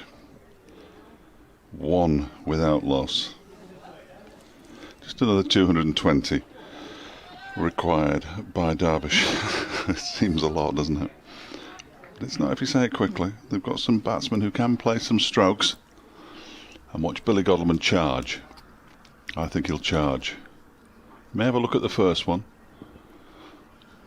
Lyth bowls, and he does have a look at the first one down the leg side wide. Have to bowl that one again, will Lyth. Neil Mallender not quite sure where he's signalling the wide to. He started turning towards the Western Terrace then. Yeah, there is a photographer out there, perhaps he thinks he's got the... Lyth bowls, turning to the leg side by Godalming. They go through for a quick single. He'll have to hurry, and he does hurry. Lewis Rees, he gets in after the wicket-keeper Johnny Tattersall came round from behind the stumps to pick up and throw towards the stumps. They're 3 without loss. But just for a moment, Lewis Rees would have thought, oh no, not again. They do have a bit of a history, these two, in the years that they've been batted together in all forms of cricket. Slightly behind on Duckworth Lewis at this early stage. This one is an appeal for leg before wicket by Lyth. He's fairly convinced. He's got his hands up to his head. Dot ball, which is as good as a wicket. Almost. And it remains 3 without loss with 2 deliveries of the first over to go. Lyth's in again. Rees misses this completely. Might have got an under edge of the bat on that one. He's got his back to us, so it's a bit tricky for us to see, but that wasn't in any way a glorious shot. They're going to be behind already, Derbyshire. 9 off the first over Yorkshire. No, they're not, because that's launched back over Lyth's head. Oh, 2 bounces. Is it going to get to the boundary? No, it's not. They're going to have to settle for a single. Yep. What on earth was that running all about? I think it was a stand and admire, wasn't it? He thought it had gone as soon as he hit it. Well, I did it initially, and oh no, they've run 3. They've gone up to, thank goodness for that. Seriously? Yeah, well, they've gone up to 6. And he looked like a bit of a dawdle. I was watching the ball. Yeah, so was I. But yeah, no, they've run 3, and I beg their pardons. I take it all back. They punch gloves. They're happy. 6 without loss after 1 over, chasing 220 to win. Some chocolate in here, look at that. You'll be able to catch Dave Fletcher's explanation on why a dot ball is as good as a wicket in this year's Colin Cowdrey lecture. Yeah, you're right. It's not, is it? I forgot. It's as good as something, but I'm not sure what. Is Matty Fisher. Matty Fisher's got a third man outside the circle and a deep backward square leg. Everybody else is inside it, and he's got a wicket. First ball spectacularly takes the off stump of Lewis Rees with an in-swinger, and Matthew Fisher strikes with his first ball in T20 cricket this season. And Derbyshire 6 for 1 in response to Yorkshire's 220 for 5. Yes, not possibly what Lewis Rees was hoping for there, as his off stump is removed by Matty Fisher. He perhaps thought 2 might have been better from that last shot that he played at the end of the previous over. When Madsen walks out, Rees, well, it still says 2, this is what I don't understand. They did only run 1, it's gone back to 4. I beg their pardon. It was up as 6. I'm going to start criticising it again now. They ran 1 for that ball that was just kept in on the boundary at the far end, because Lewis Rees is out for 2, and that, quite frankly, is an appalling piece of batting. Well, it is, isn't it? I mean, that's shocking. If you can't, he's not fickle, though, folks. No, you're right. It was. I mean, I thought it was, when he said to me it's 3. I thought, how did they possibly get 3 there? Because certainly for the final third of what we thought was the third run was an absolute doggle. No, you're right. You're right. There must have been Usain Bolt. The pair of them between the wickets. That's poor. Very, very poor indeed, I'm afraid. Poor execution of skills, I believe, is the phrase that might be used. Ladies and gentlemen, I don't think Fletch is quite impressed with that. No. Bit of run. Well, you shouldn't be, should you? But often these things come back to haunt you, don't they, as well? So you've only got 1 there, and then you've ended up losing your wicket when you should have at least been at the other 2. end. Yeah. Here's Fisher then, into new batsman Wayne Madsen. Big appeal for LBW with an attempted Yorker first up. Not out, says James Middlebrook. It's all happening. Must have been going down missing leg stump. That can be the only explanation, really. But it can't have been far away from hitting. You wouldn't have thought, it's going down leg side, isn't it? Yep. Comfortably going down leg side. Change of squad number, by the way, from a Yorkshire point of view. Matty Pilland, who normally 47's changed to 13 by the looks of things this year, in case you're looking at these streaming pictures and wondering who it is. That next delivery from Fisher was wide of off stump, and Madsen has a swish and a miss. George Hill, by the way, is number 18. He was down on in some quarters as 24 before the game started, but he was playing as 18 in the red ball recently. Terrible mess. Just a change in the field here. Tom Kohler-Cavmore, of course, Yorkshire's skipper in the absence of David Willey, who ironically was given the job last winter and then looks likely to miss about 8 of the 10 matches. Harry Brook's been brought across into the covers, and Fisher is in again. To Madsen, another half-hearted appeal, this time for LBW, pretty similar to the previous ball. Madsen tries to turn unsuccessfully to the leg side. Do you think they'll use the same? I know you're not, Yorkshire aren't here, are they? But do you think they'll use the same pitch tomorrow, or will they use that one to the right? It's looking like the one. You think the one to the right? Yeah. Well, those television cameras are there are some cameras up there, aren't there? Either the one immediately to the right, or there's 4 strips along, isn't it? That looks like it's the more prepared of the ones that are nearby, as this next Fisher delivery is missed by Madsen. An inauspicious start to Madsen's innings so far. 2 leg before wicket appeals against him and a swish and a miss. He usually goes on to score big after that. About 100-ish, something like that. Not out in that kind of region. 37 balls, that sort of stuff. Yeah. Derbyshire usually win with about 3 overs to spare. Just get his eye in. Fisher coming in then. Short ball, and he's got this away. Split the gap between Johnny Tattersall and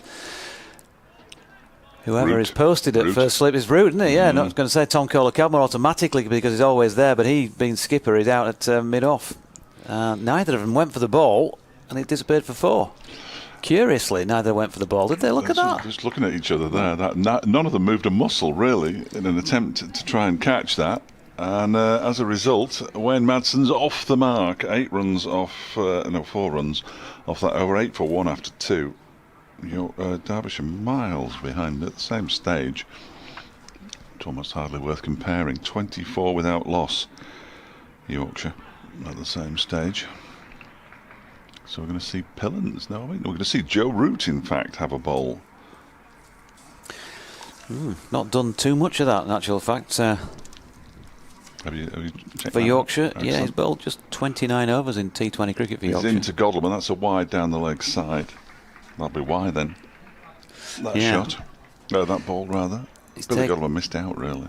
Best figures of 1 for 12. He's taken just 4 wickets. He's in again, rather slingy action, and Godalming tries to pull this from outside off stump, misses it, goes through to Tattersall, no run. 9 for 1.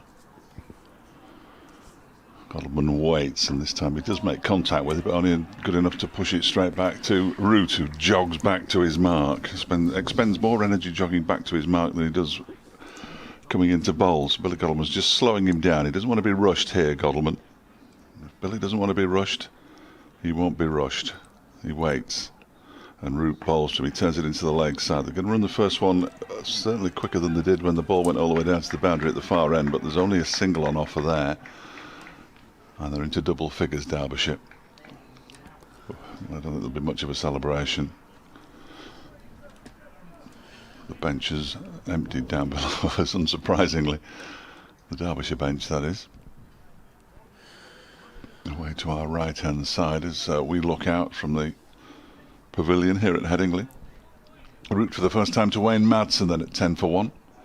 And Madsen clubs a full toss up to mid-off where there probably was a run, and they decide against it.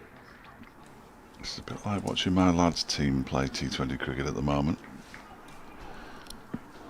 Doesn't really resemble T20 cricket. 10 for 1. Root is in, bowls, and this one is cut away by Madsen to the man backward point, who is Matty Fisher, and there's no run. So a good over so far from Joe Root, just 2 from it, and one of those was a wide. He's in again, and this time he's cut, and this time it beats Fisher, and it's going to go to the boundary for 4. A proper boundary scored by a Derbyshire batsman for the first time in the match. 14 for 1 after 3 overs. And Madsen on 8. Godalming has 2. The man out, Lewis Rees, bowled by Matty Fisher. 4-2. Yeah, Yorkshire just last year they had a poor tournament until it was too late, and of course then started to play well when it didn't really matter towards the end of the season.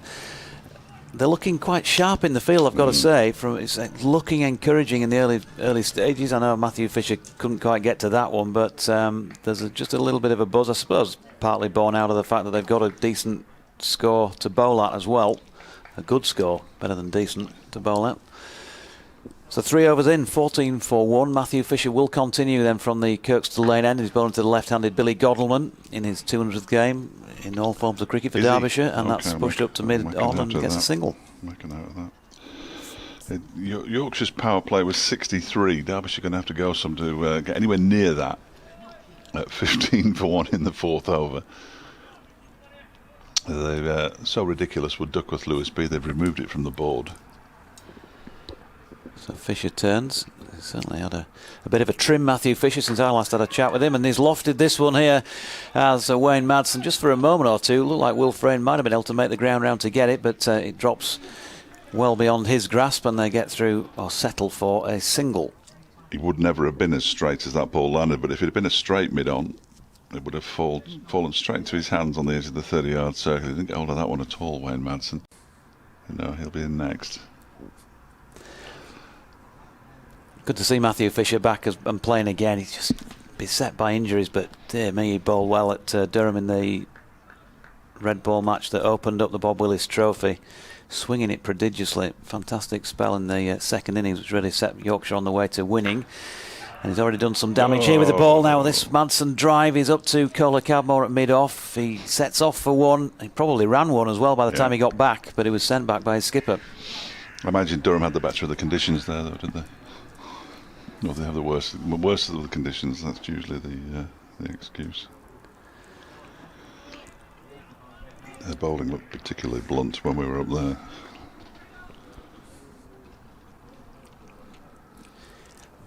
Fisher then into Madsen again. And this is just short of length. A nice shot from Madsen, who lifts the left leg and punches it through mid-wicket. Harry Brook is round the boundary to do the fielding. They get back for 2.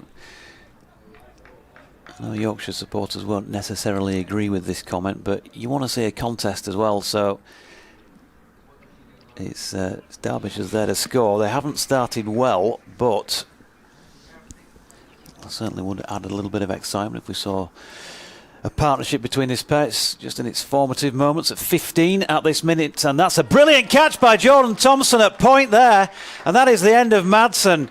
Dearie me, what a brilliant catch by Thompson, diving to his left. It was barely a blade of grass off the ground. He's got something underneath that. He's going around doing the little ankle bumps with the rest of the team, and why wouldn't he? Because that was outstanding. We saw one from Godalman during Yorkshire's innings, and Jordan Thompson has nigh on matched that, and Madsen has gone for 11 in 12 deliveries, and including 2 fours, and Derbyshire 19 for 2. Well, that was an astonishing catch. It bears another repeat, I think, on the stream, if they can get it up, because it was almost behind him by the time he caught it, diving away down to his left-hand side. Absolutely brilliant. Guided almost by Wayne Madsen. Shortish delivery. Now Godalman and Deploy in deep conversation as they try and work out how they're going to extricate Derbyshire from this terrible mess of 19 for 2 in reply to 220. How they're going to get out of it. If anybody can get them out of it, it's this man, but he is generally a bit of a nervy starter, Lyth Deploy, but once he gets into his stride, and in the white ball game it doesn't generally take him long to get into his stride, he's okay. That was the last ball of the over as well. You remind me how many he got here in the 50 over game last year. The first delivery from Joe Root is played out to point by Godalman. There's no run. Well, he made 50 from 20. Yeah, I'm going to say, I remember him smashing the ball to all parts. This next delivery from Root, there's an appeal for leg before wicket, and Godalman's gone now. Root has a wicket. Doesn't get many, but he's got one here for Yorkshire. And Derbyshire, well, I think we can start the car. Well, we can, but they're staying here tonight because they're playing tomorrow as well against Lancashire. But 19 for 3, chasing 221 to win. It ain't going to happen. Joe Root has a wicket. Yeah, and he just looked about as plumb as you can get from our angle, which is not straight on behind the arm, but certainly it just felt like that was going to be very close, and absolutely no surprise when the man they call Ghost, Neil Mallender, raised the finger. 19 for 3. Oh dear, oh dear. Here's Matt Critchley out now to join Lyth Deploy. So neither batsman who's out in the middle has faced a delivery yet. It's never a good position to be in. It's even worse when you're 19 for 3. Just a shame there isn't anybody here to witness Yorkshire's first victory over Derbyshire for such a long time. Just remind me, when was it? Was it pre-World War II? Yeah, I think so. Yeah, I think so. 6 in a row Derbyshire have won. They're not winning this one. Root is in, bowls, and Critchley pushes it up into the onside. Root runs across, dives on the ball, and runs back to his mark. I think George III was here last time. Last time Yorkshire won against Derbyshire. Root's in. Critchley just take bowls and Deploy. Just pushes this out into the offside where it's fielded in the covers. Jeff, by the way, is asking why Joe Root shouldn't automatically be able to play today and obviously tomorrow at Trent Bridge, but of course he's on a central contract. He's in around the wicket now, and he's smacked it straight by Deploy, straight to the man at cover, and Deploy has gone, and Derbyshire, well, they're in disarray here. They're 20 for 4 in reply to 220 for 5, and the Deploy goes without scoring. Yep, and it was Harry Brook, I think, who took the catch at point, just in front of point. 20 for 3, as Fletch says, and well, this is a shock. I think shambolic. It's a shock. It is definitely a shock. It's certainly what any Yorkshire supporter listening or or watching would not have been expecting, given recent between the two counties. But Yorkshire are dominating here, and that's a surprise to be saying that, I've got to say. Just 4 minutes, 2 deliveries, Lewis Supply, and he's gone without scoring, as Fletch says. 20 for 4 then. 2 wickets apiece for Matty Fisher and Joe Root. And now Adam Lyth's coming back on. It's a sluggish pitch. Derbyshire tried to bang it in halfway down and got clubbed for some 6s and plenty of 4s. The Yorkshire have bowled far better. Lyth 1 over for 4. Fisher 2 overs 2 for 9. And Joe Root 2 overs 2 for 7. That's his best return in his first time he's got 2 wickets in a T20 match in Yorkshire's colours. Adam Lyth then has been switched and will now bowl over number 6 at this Kirkstall Lane end. First delivery, flat batted by Critchley out into the covers. You don't win many games at T20 if you lose 4 wickets in the power play either. No. Next delivery then was full, and Lyth just can't quite reel it in, so Critchley, who hit it back towards the bowler, has got himself through for another single. 2 to him, 21 for 4. As I say, still in the power play, so Yorkshire have dispatched a man out to deep mid-wicket on the boundary, and Joe Root is the other man outside the circle. He's just down to our right at long on. Lyth then switching to round the wicket to the right-handed Hughes, whose first ball is driven straight to Jordan Thompson at extra cover, no run. Thompson, architect of one of 2 brilliant catches taken in this match so far. Lyth in again, and that is cut squarish into the offside. Looks like George Hill is the man out there doing the fielding, and there is no run.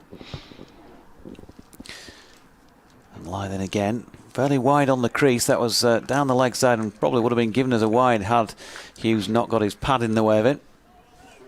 Trying a flick, so no run. Lyth running back to his mark. 5 Yorkshire balls bowled, 1 run in this over. Trying to turn things around quickly. And Lyth in again, and Hughes steps away this time to create room outside the off stump, but can cut it no further than Will Frain at point. End of a real good over from Adam Lyth. 2 overs for 5 for him, and well, as power plays go in the field, from a Yorkshire point of view, they don't come much better than that. 6 overs gone, Derbyshire 21 for 4. Yeah, it's not quite the 63 for 1 that Yorkshire got, is it?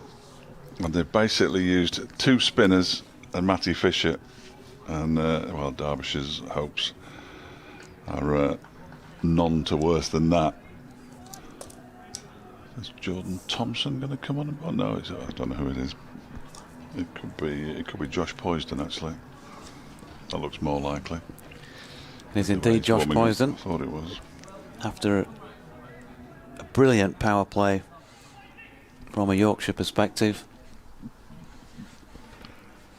Yes. And he's now charged with the middle overs. Well, this game could be over in next to no time with the amount of spin that we've seen from Yorkshire so far. Poisden, the leggy. He's going to bowl to Matt Critchley, who clubs a full toss out towards long on. The fielder down there falls over after almost being fooled by the second bounce. Is that Lyth? It is comical, but it was, to be fair, it was good anticipation, because when the ball bounced just in front of him, it could have kicked anywhere, couldn't it? He's also taken a huge divot out, which is just replaced. But 2 runs to Critchley. Didn't get hold of that, probably just as well, because it might have gone straight down Lyth's throat. 23 for 4. Poisden again balls, and Critchley guides this. I know there is net run rate, but they're not going to win many points full stop if they perform like this. Derbyshire might as well have a go, mightn't they? Give it a bit of a tap. 23 for 4. And he defends this one straight back to the bowler. Critchley, who's on 4. Hughes yet to get off the mark. It is good to see Josh Poisden back in action as well, for all I mentioned that about Matthew Fisher. I mean, after that horrendous injury he had last year, Poisey, one of the good guys. He's a good lad, isn't he? 23 for 4, Derbyshire, and Critchley plays this next delivery from Poisden straight to the man at short mid-wicket, who was just waiting for that shot to be played to him. Didn't have to move a muscle. 23 for 4. This is depressing. 2 balls left in the Poisden over. 2 runs from it so far. He's in, and Critchley guides this very pleasantly indeed up towards long off for a single. He moves on to 3, which makes him, well, he's almost joined Billy Godalming as the second top scorer. He moved on to 5, in fact, so he is the second top scorer. 24 for 4, 3 runs off the over. Last ball about to be bowled by Poisden. Hughes waits, goes for the reverse and gets it over the man at short third man for 4 runs. Nice shot by Alex Hughes.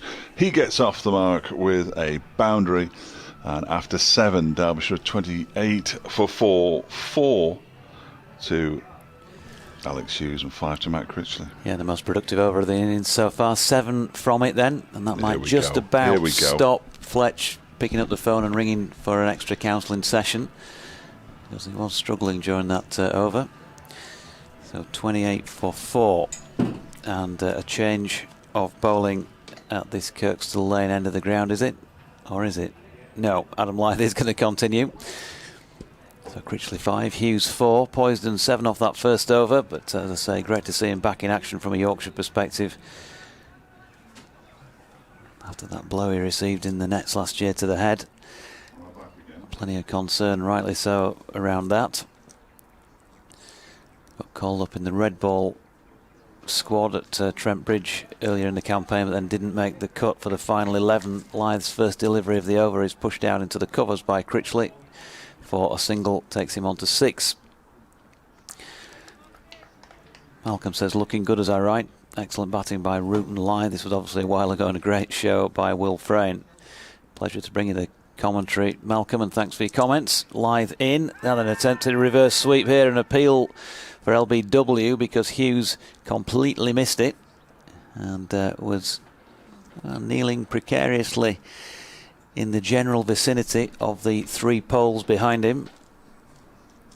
Not out, says James Middlebrook. This time he goes for the conventional sweep, and it's backward of square, and he's got it away nicely for 2. Matthew Fisher round to do the fielding, so 6 apiece for the batsman. 31 for 4 now, Derbyshire. After an interview, Ken in Norwich, who also thanks us for the comms, and is happy to see Joe Root back in Yorkshire's colours, and those knocks by Adam Lyth and Will Frain get the thumbs up as well. Leg before shout for the reverse sweep, probably pitched outside leg stump. Lyth in again, and that was wide of off stump this time. Hughes waited nicely and worked it away into the deep on the leg side where Brook is round to field, but they can only get the 1. 7 to him, 32 now for 1. Come to your email, John, when I've got an opportunity to read it during Fletcher's next over. As Lyth is in again, lickety split, of course, the speed of a T20 game, and that one is pushed out deep into the point region by Critchley, who gets another single, 33 for 4. Lickety split. Very good. Sorry, it's sometimes where racing terminology drops into other sports. I like it. Last ball of the 8th, Lyth in, and another appeal for LBW. It's hit him on the full in front of the stumps. Alex Hughes trying the reverse again and missing out. Or did he? Did he signal a leg by there, or did he give him the run? I think he signalled that. I think he just got the bottom edge of his bat on it, so it has to go down as a drop catch. We'll go with catch. that. No, you're right. It was a single. Oh no, it's hit poor old Johnny Tattersall on the foot after it hit the under edge of the bat. Ouch. 34 for 4 at the end of the 8th. Sort of shambolic all round, really, wasn't it? 6 off the over. 34 for 4. Duckworth Lewis is making its mind up. But they've got Duckworth Lewis on the other scoreboard. Derbyshire, who are currently 34 for 4, are only 65 behind on Duckworth Lewis. I think the expression is, it's a good one to win. It would be a very good game to win from here. Blimey. They require 16 runs and over. Poisden's in again, and that's swept by Alex Hughes for 4 runs. That was a nice shot from Alex Hughes. Got down quickly and swept it very square in between the 2 fielders who are out on the boundary away to the left-hand side on the leg side. And if anything does come of this game, if Alex Hughes can get himself a score, as we look for the positives, as they say, that could be it. He's only got 12 at the moment though, 38 for 4, and he waits as poised and bowls, and he just defends this one back to the bowler. There's no run. John thinks that Yorkshire's batting performance was one of the best for the Tykes in T20 cricket in many a year. Yeah. Put a caveat about the bowling in there. Is poised, and again reverse sweep comes out and it's up in the air, and he's going to get caught, Alex Hughes, and he is caught. The third man going for the reverse sweep. It was a fairly straightforward catch in the end for Will Frain. Alex Hughes perishes for 12, and Derbyshire are now a barely believable 38 for 5. After that wicket, Josh Poysden has his first. And the sound of resignation from my... Sorry, yes, I'll try and get up for it in a minute, but I'm just trying to work out what I'm going to give in the 4 o'clock update. He's gone for 12 in 12 deliveries, and he hit 2 fours.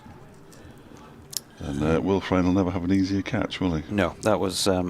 We've seen a couple of absolute spankers from Billy Godalming and Jordan Thompson in the match so far, but yeah, that's probably not going to get in your top 10. Just did the job though, which is all he had to do, wasn't it? Get his hands around it. So 8.3 overs into this Derbyshire reply. They are in huge trouble here at 38 for 5. And the new man out there in the middle is Finn Hudson-Prentice.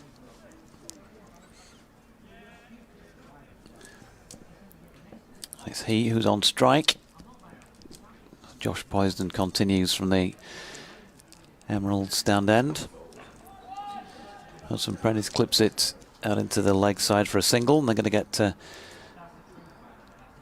with that on to 39 now for 5. Continuing John's comments from his email, he says, regarding my comment about wanting an even contest, come on JD, Yorkshire need to dispatch Derbyshire ruthlessly. Knots and Lancs have net run rates of 2.276 and 1.350 respectively. Only the top 2 in each group automatically qualify for the quarter-finals. Well, that's true. It's a good point you make, John, as ever. I shall keep quiet in future. Well, apart from the fact that you wouldn't know too much about what was going on if I did. Maybe you don't anyway. Hudson-Prentice is off the mark, and Critchley adds a single as well into the offside this time. 40 for the loss of 5, last ball of the over.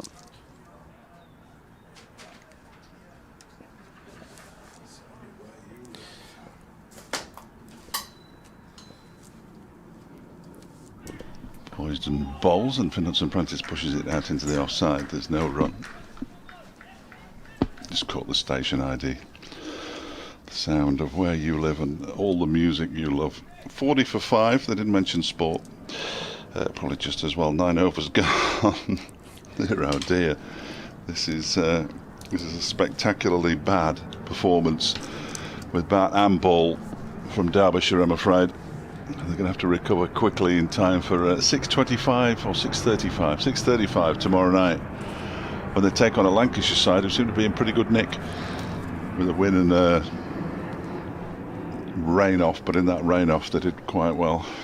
They probably just need to get up to the original Oak or the Skyrack for a few liveners tonight, get it out of the system. But of course, they won't be able to do that. Will they? Well, they might have booked. Well, they need to stay on campus. Goodness, you'd have thought they are so, staying here, yeah. Jordan Thompson then in a change of bowling. He's on at the Critchley lane end. Attempted Yorker first up is a good attempt as well, but Critchley is equal to the task and gets himself a single up past the bowler through the mid-on region. Tom Cadmore round to do the fielding. So, I suppose while ever Critchley's there's hope. What do you think? Probably not. No, you're right. There isn't. I've seen some bad defeats that I can't think of many worse than this.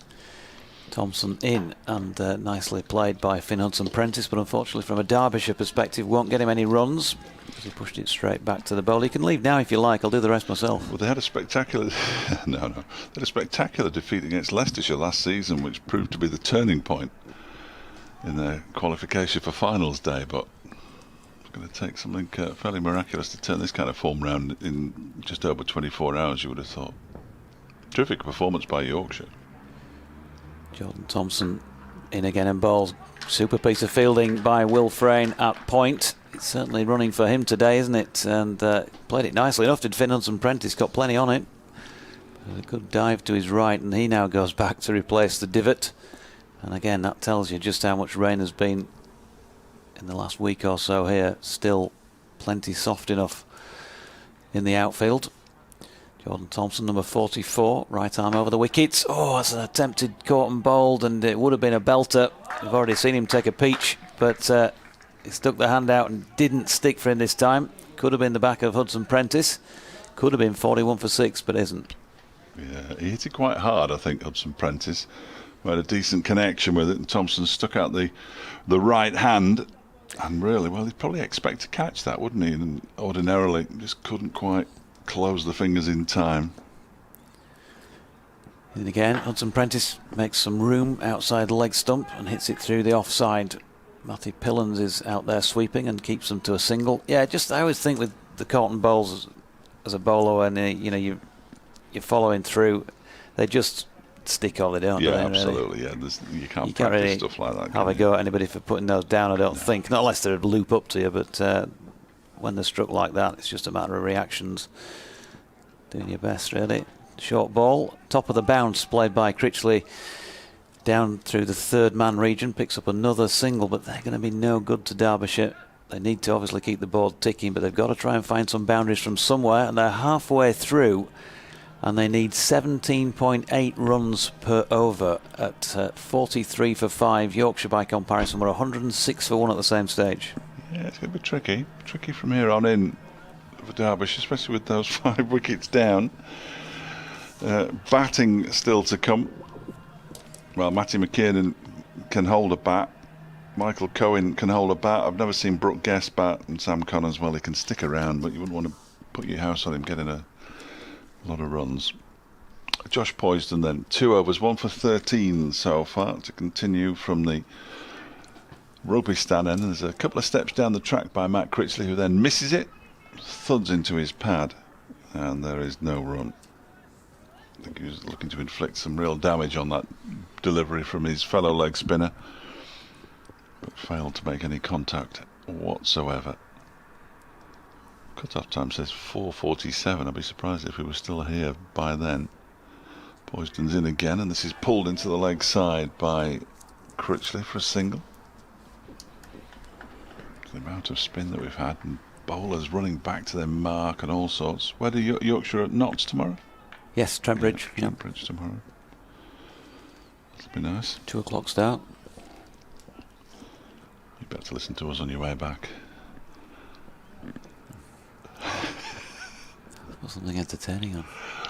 Oh, now then, Hudson-Prentice has lifted this one into the air, into the offside. It's bounced in between a couple of fielders. It's eventually picked up there by, don't tell me, Matty Fisher. I should have known that anyway.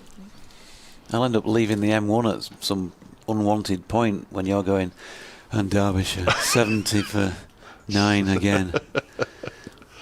Not if they bat first, because that means we'll get away early as well. Here's Poysden, balls to Critchley, who just taps that up towards long on for a single. He moves on to 12, and Derbyshire to 46 for 5. What time did you say you start at tomorrow? 6:35. 6:35. Yeah, I will be on the way back up. Wow. If I must, then. Something to look forward to. I'll send you a text.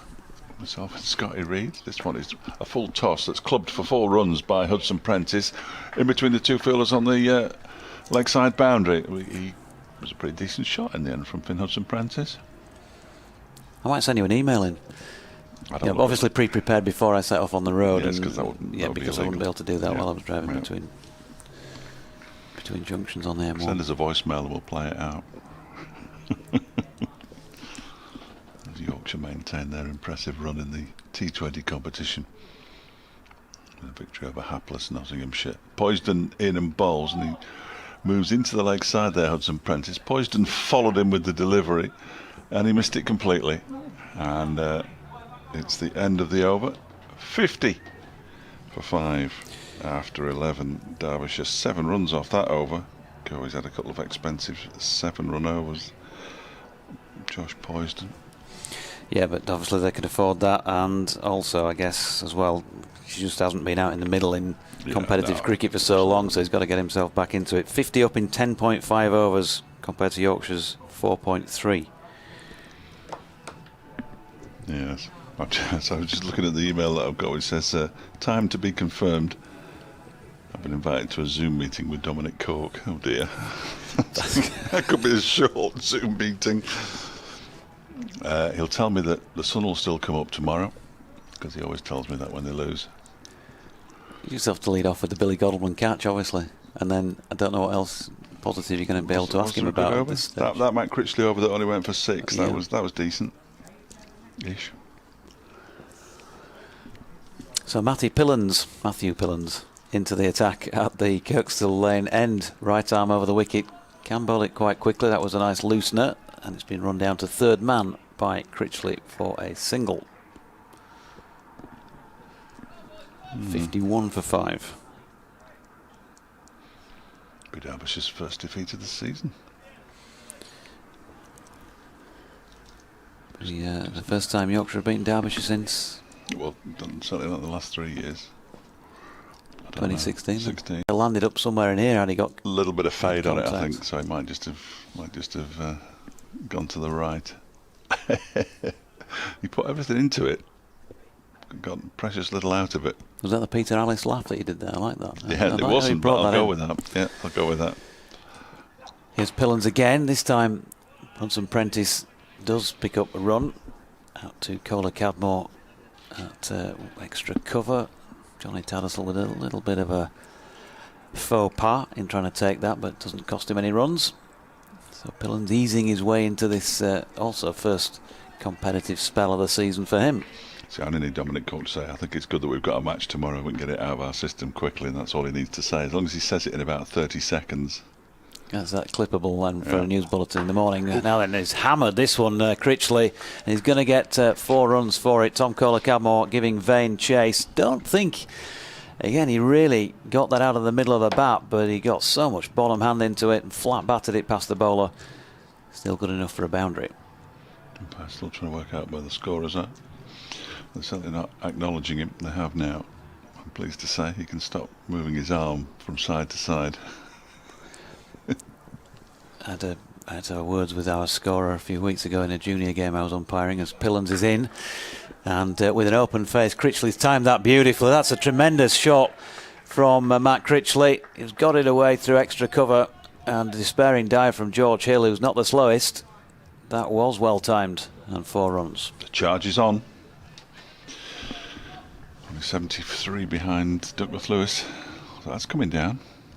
161 needed in 8.1 overs.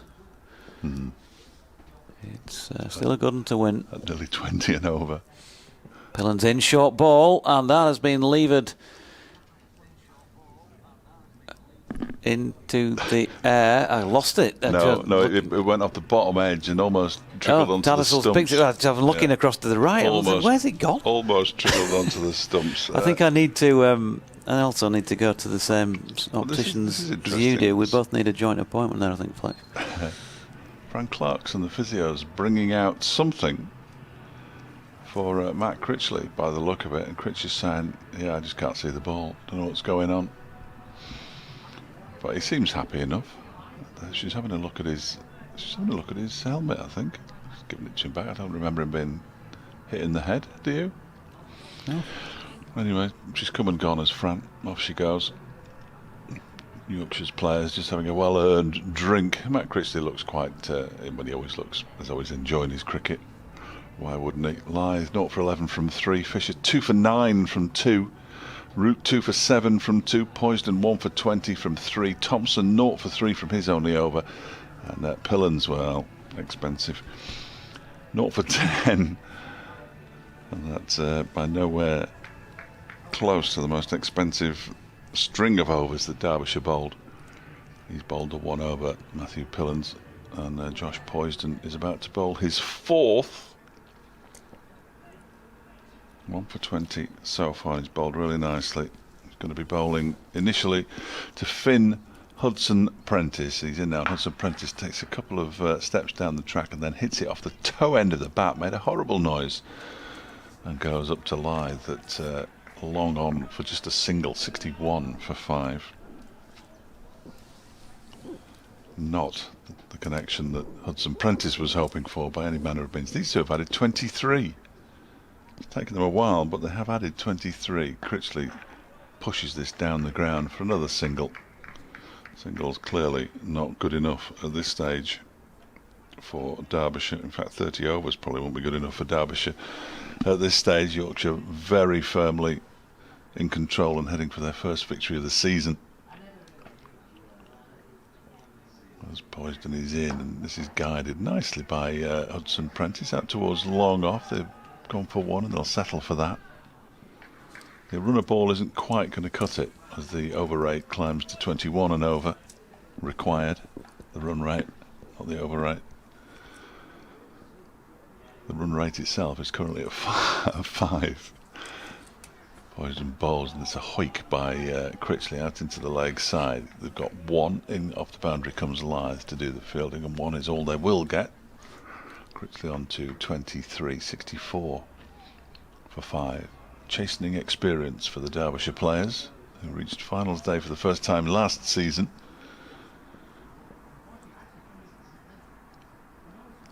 Poisden bowls 6 runs for Matt Critchley out towards the mid-wicket boundary. Got hold of that one. It didn't quite go as far in the end as I thought it might, just landing in the first row of seats, but it was a decent connection, and it wasn't Critchley either, it was Hudson Prentice. But other than that, it was a very accurate description. Very accurate description of a decent shot. Oh no, that's going to ruin the archive, isn't it?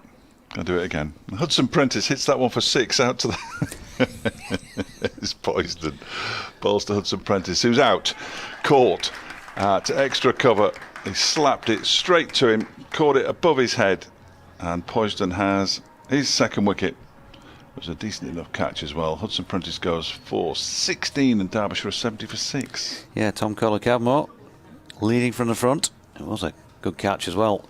It was straight to him, but it was travelling, and he took it very comfortably indeed. One of the best catches in the team, no doubt about that. He's got an excellent record. 15 balls, 16 minutes with a 4 and a 6, and it leaves Derbyshire on 70 for 6. And, well, as we know, in a fair bit of trouble. Josh Poisden, 4 overs, no maidens, 2 for 30 now. That'll do him good, picking up a couple of wickets as well. Yeah, no, absolutely. He bowled nicely, hasn't he? He's 2 for 30. Kicking economy rate of 7.5 for a leg spinner's decent, and that very decent indeed. The new batsman is Matty McKiernan. I don't think, from memory, he's got a run in T20 cricket. He might have one. He bowled relatively nicely earlier on. And George Hill coming on for his first delivery in T20 cricket for Yorkshire. Of course, recent debutant in red ball cricket, and he's done pretty well. Took his first couple of first-class wickets in the drawn game against Lancs. Okay, against Derbyshire. Didn't he? Yeah, he's bowled well in both games so far. Prospect, yeah. Got 29 with the bat against Lancs as well. He's in now. That's attempted Yorker first up to Critchley, who digs it out. He's got it just towards the edge of the circle. Joe Roots had a fairly long run in, 40 metres or so, but keeps them to 1. .81 behind Duckworth Lewis now. Required rate 22 and over. It's going to get tricky shortly. Once it goes above 36, I usually find that that's a good time to shake hands. Here comes Hill, right time over the wicket. That's going to be a leg side wide. Acknowledged by James Middlebrook. So 1 to the total, 72 for 6. Third man, deep backward square. Mid-wicket's about 5 metres in, Roots just inside the long-on boundary rope. And the men back outside the circle as Hill's in again, and that is worked into that yawning gap on the leg side and fielded by Adam Lyth. Will be buzzing, won't he, after a ton last week and then 60 odd today? Absolutely, and it's a terrific time to bring George Hill on, isn't it, when the opposition's 6 down in a T20 that you've effectively already won. No pressure on the young man, just go out there and execute the skills that you've been practicing the last few days. Here comes Hill again then. Again, another attempted Yorker, a low full toss. It's been fumbled this time, or missed by Will Frain, not sure which, but it's gone through to Pillans to do the cleaning up, and they've got a single. 74 for 6. It was a strange one, that, wasn't it, from Frain? It looked like he was going to get there, and it just sort of burst through his hands, I think, as much as anything. Maybe knee problems in the last 12 months, Will Frain, so there's possibly an argument for, did I need to risk further injury, maybe, given the match situation? Not sure, really. On the Hill note, as the next delivery from Hill is wide of off stump. McKiernan tried to get it away, but failed to get anything on it. I'm not sure how close he got to it, really. Good delivery from Hill. Who's setting off again from this Critchley Lane end. Sunshine at Headingley, and that's worked nicely into the leg side by McKiernan for a second single to him. Lyth fielding out in the deep. 75 for 6. James has tweeted, delighted with the Yorkshire's knocks. The 4s and 6s were great, but in between kept the score ticking, very few dots. A well-built innings. Be interesting to see what Yorkshire's best side is in this competition. Well, a lot of it isn't playing, I guess. As Hill, the next delivery is pushed up to Root at long on. Another single to Critchley, and they are keeping the scoreboard ticking, but obviously they've got so much ground to make up that somebody, I suppose, has got to try and make some sort of an attempt to get the ball out of the park. Critchley 26, McKiernan 2. At the end of the 14th over, it's 76 for 6. Yes. You said it, and it is always better when it's a close game, and it's inevitable what's going to happen here with 24 and over required from here on in, and there are still 6 overs to go. We all know what the outcome of this game is. A matter of these two batting for as long as they can, accumulating some runs. It's Harry Brook is brought on to bowl from the football stand end. 76 for 6 as Brook bowls something outside the off stump. I'm not sure what it was. Is he a leg spinner? No, he just bowls seam up, medium. Does he? Yeah, he just tries to. Good grief. It looked like he rolled his fingers over that one, didn't it? Maybe He's a bit in of again and bowls. It looks like Critchley's clubbed this out into the leg side and he's been caught. And Harry Brook celebrates like somebody who doesn't normally bowl an awful lot, who's just picked up a wicket, which is exactly what he is, I fancy. And Derbyshire, well, it's getting slightly embarrassing now. 76 for 7 as Critchley goes for 26. And Harry Brook has a wicket now. Yep, as you say, Harry Brook wouldn't normally be associated with wicket taking, but he's trying to remember how many he's got. He celebrated like he'd never really celebrated that much taking a wicket, certainly. Yeah, and that's because it is his first T20 wicket, going to say. There we go.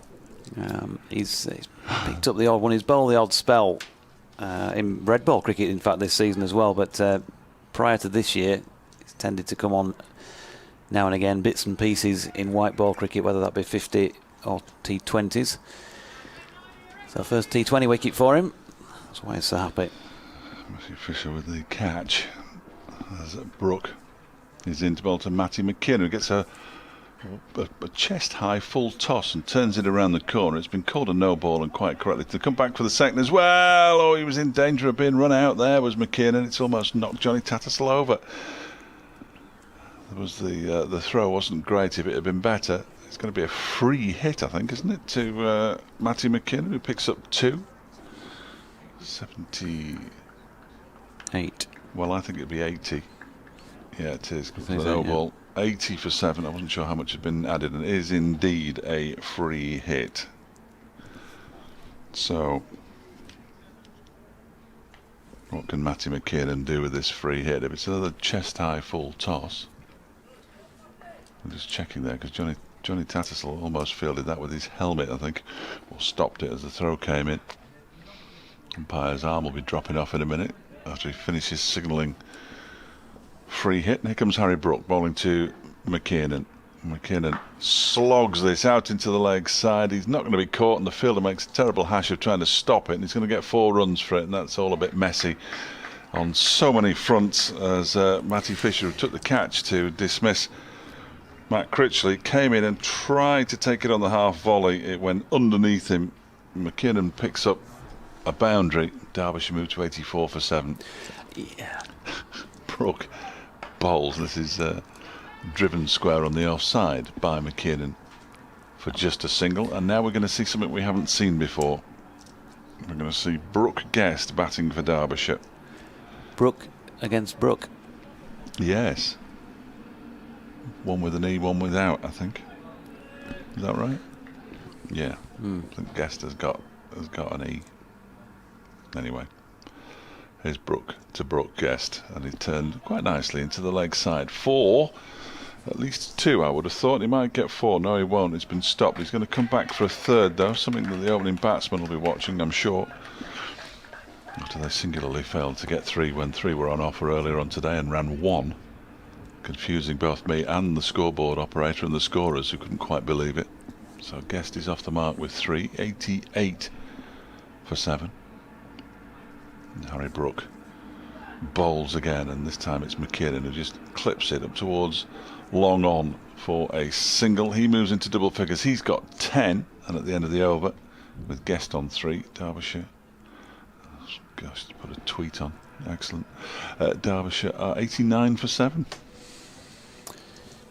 Yep, and well, we've said right from pretty much the outset, given the fact that the wickets have been tumbling, that it was fairly quickly looking like this was a foregone conclusion. Get your boots on, you might get a bowl here. The TKC's been looking up towards the box, I've got to say. Well, he's obviously seen my left arm seamers. Yeah, possibly. Could they do worse? I think he was thinking he must be batting next, so he was calling upon me for a few easy runs. So 89 for 7, 5 overs left. Jordan Thompson is going to bowl again then. Change of bowling. Bowled over number 10 from this Kirk's Lane end. Back for number 16, and this one is going to be a wide first up. Full down the leg side of Matty McKinnon. And there is no run. So looking like a very positive start from a Yorkshire perspective. And they'll level it 8 apiece with Derbyshire here at Headingley in a few overs' time. Inauspicious record, of course, against the Falcons in this competition, as we've said on several occasions already. Next delivery from Thompson is pushed out into the offside, where Will Frain is round to field, but can't prevent the single.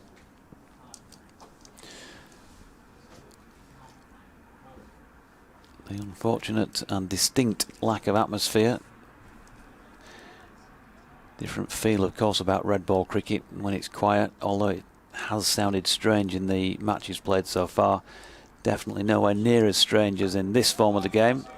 Thompson in, and that's a good piece of fielding by Frain. Pushed out into the offside the ball by Brook Guest. And Jordan Thompson just bowling that one out of the back of the hand. Signals the batsman to his partner down the other end. Jordan Thompson mixes it up well with the white ball. In again, this time he tries the slow bouncer, I think it was, but he's dropped it down the leg side, unfortunately. Didn't bounce much either. And it's a wide. Yorkshire do have plenty of runs to play with, of course. 220 for 5 they made. If you just joined us more recently, 64 for Joe Root was the top score. Adam Lyth 61. Superb 44 not out from Will Frain as well, late in the piece. As this next delivery is pushed down to 3rd man by Guest. Picks up a single, takes him on to 4, 93 for 7. 3 left in the 16th.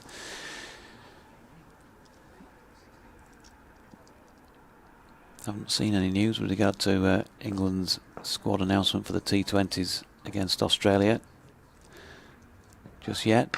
Jordan Thompson in now, then he's got right onto this one as Matty McKinnon, leaving it a long way up in the air. It's going to drop about 3 metres in from the boundary on the western terrace side of the ground.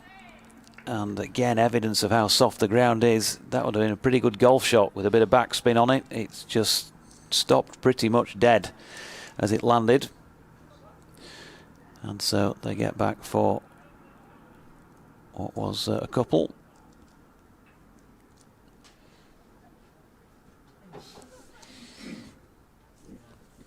.95 for 7. McKinnon on 13. Couple left in the over. Yorkshire have been pretty sharp in the field. Few errors. Been a good performance. Thompson in. That's worked nicely off his legs by McKinnon. Out into the deep. He'll pick up a single, but that's going to be woefully short, of course, of what Derbyshire need here. 14 for him. 96 for 7. One ball left in the 16th over then. Got to join Fletch here tomorrow, as you heard. Double header. He'll be on at 6:30. Prior to that, I'll be down at Trent Bridge following Yorkshire's fortunes against the Nottinghamshire Outlaws. Next delivery is a full one and works up to wide of long on. Joe Root and Adam Lyth converging on the ball. They've got a single from it. Guest onto 5 then, at the end of the 16th. 8 runs from that over. 97 for 7, the Derbyshire Falcons, with just 4 overs remaining. 26, the top scorer in this Derbyshire response to Yorkshire's 220 for 5. Critchley at 26, before becoming Harry Brook's first T20 victim. 16 for Finn Hudson-Prentice, a dozen for Alex Hughes, and 11 for Wayne Madsen, the 4 men to have made it into double figures for the Falcons. Matthew Fisher coming back into the attack at the Emerald stand end for over number 17. Yes. Suggested someone should put Derbyshire out of the misery, really. On a pleasant Sunday afternoon, this is no way to treat a dog. 97 for 7 with 4 overs to go. They need the small matter of 31 and over from here on in. And if McKinnon and Guest get them even close, it will be some kind of miracle. Yorkshire have got the points wrapped up. It's just a matter of finishing things off. And here is Fisher from the football stand end. Bowls to Guest wide of the off stump. Signalled wide. A little unfortunate, I think. I'm not sure the bowlers get enough leeway, really. Well, the guidelines are marked, aren't they? And that did look wide of the darker guidelines that are out there on the Sky operators have already decided that they can do plenty of work just next to our effects microphone. Here is this next delivery that's wide of the off stump. There's an appeal for a call behind here off the bottom edge, I think, of Brook Guest's bat. Not out, says the umpire. He had a swish at that one. Whether or not he made any contact, well, the umpire certainly didn't think he did. It went underneath his bat. It would have been an inside edge through to wicketkeeper Johnny Tattersall. Oh, look at that shiny camera. As in comes Fisher, and that one's wide, but not wide enough to be signalled a wide. Didn't take the bottom edge of the bat either, despite the half-hearted appeals. Went through to the keeper, though. Doc, it wasn't even half-hearted, was it? Matthew Fisher. I don't know what a waste of energy raising the right arm. 98 for 7 in the 17th over. Here comes Fisher, and Guest gets a thick inside edge, really. Inside half of the bat, certainly, up towards long on for a single. He moves on to 6. McKinnon has 14. These two have added 23. Ordinarily, you'd say at this stage of a game, useful runs. You would if you were playing 40 overs. I'm not sure they'd get to 40. The camera's now been removed and taken away for safekeeping overnight. You need a big box to put one of them in, wouldn't you? Blimey. You got camera envy, well, David. It took 2 men to carry it. Fisher bowls, and it's squirted off the bottom of the bat. Foolish delivery out towards third man. They're going to come back for 2. I think they'll settle for 2. They do settle for 2, as the ball is fielded by Will Frain away to our right-hand side. You noticed I gave you the Sunday name then? You noticed I gave you your Sunday name? Did you? I didn't. I didn't. I usually ignore people who call me David. It's a foolproof way of never having to speak to me again. Should you so wish. I must remember that. Yeah.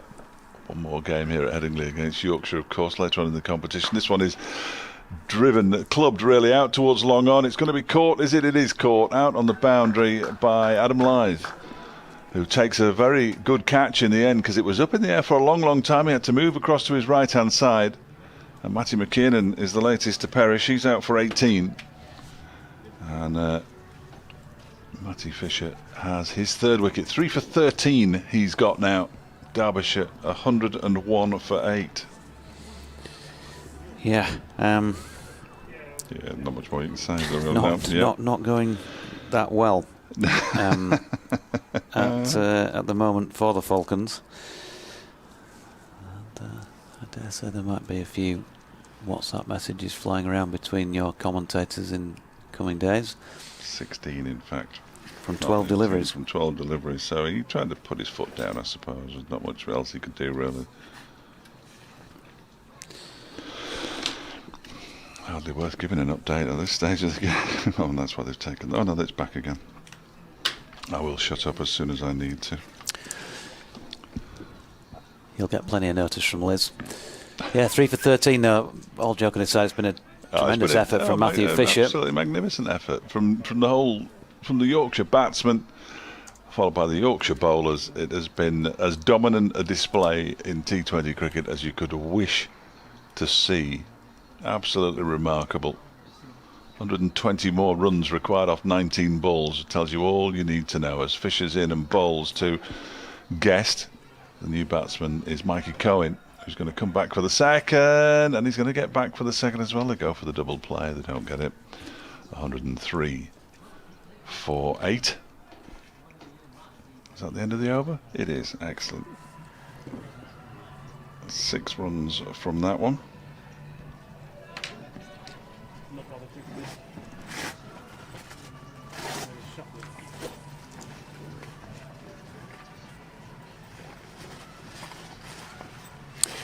They are indeed, Liz, and it's going rather well, I think you'd say, from a Yorkshire perspective, bearing in mind they haven't beaten Derbyshire in the last 6 matches in T20 cricket between these two sides, so it's been a hellish time of late for the Vikings, but they made a fantastic start of things with 220 for 5. Joe Root playing today T20 cricket for the first time in a couple of years for Yorkshire, made 64 on top, scored. Adam Lyth made 61 and a swashbuckling 44 to bring up the rear by Will Frain as well, got them to that total, and then just as they'd finished well with the bat, they started well with the ball, and at the moment Derbyshire, well, they're in dire straits. Just 3 overs remaining. Yorkshire heading for victory here because Derbyshire 103 for 8 and no chance of the Falcons winning this one.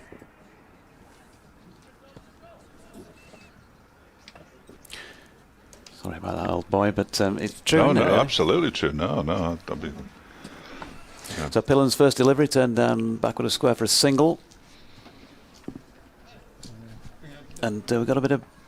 My bowling, you can't beat a bit bowling. of T-Rex, can you? I think I'd rather listen to this than watch the cricket, in all honesty.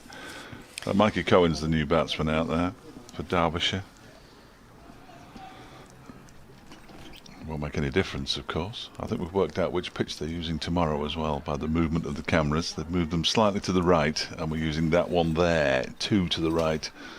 1, 2, 3, 4 pitches width, but 2 pitches to the right of the one they're playing on today. Well, you'll not be able to commentate from this position, I'm afraid. You'll have to move on to another box. Pillen's then in, and that's misdirected down the leg side and will be a wide. Just these things happen.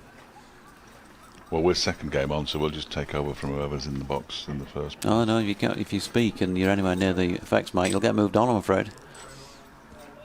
Seriously, that happened to me last season in a game we were out on the balcony for. I'm not moving. About 2 minutes before we were due to do the commentary. Sorry, I have to move. They're now dragging this wire. Pillen's is in. That's a good attempted Yorker and well dug out as well by Brook Guest, who's going to pick up a single. Johnny Tattersall has to come up and do the fielding. Sky don't generally believe that there is another broadcaster, so they're not really bothered about us. They've just half pulled a wire off the desk. Oh dear. They don't realise that you were the World Local Radio Commentator of the Year in 2016, do they? At the last time Yorkshire beat Derbyshire.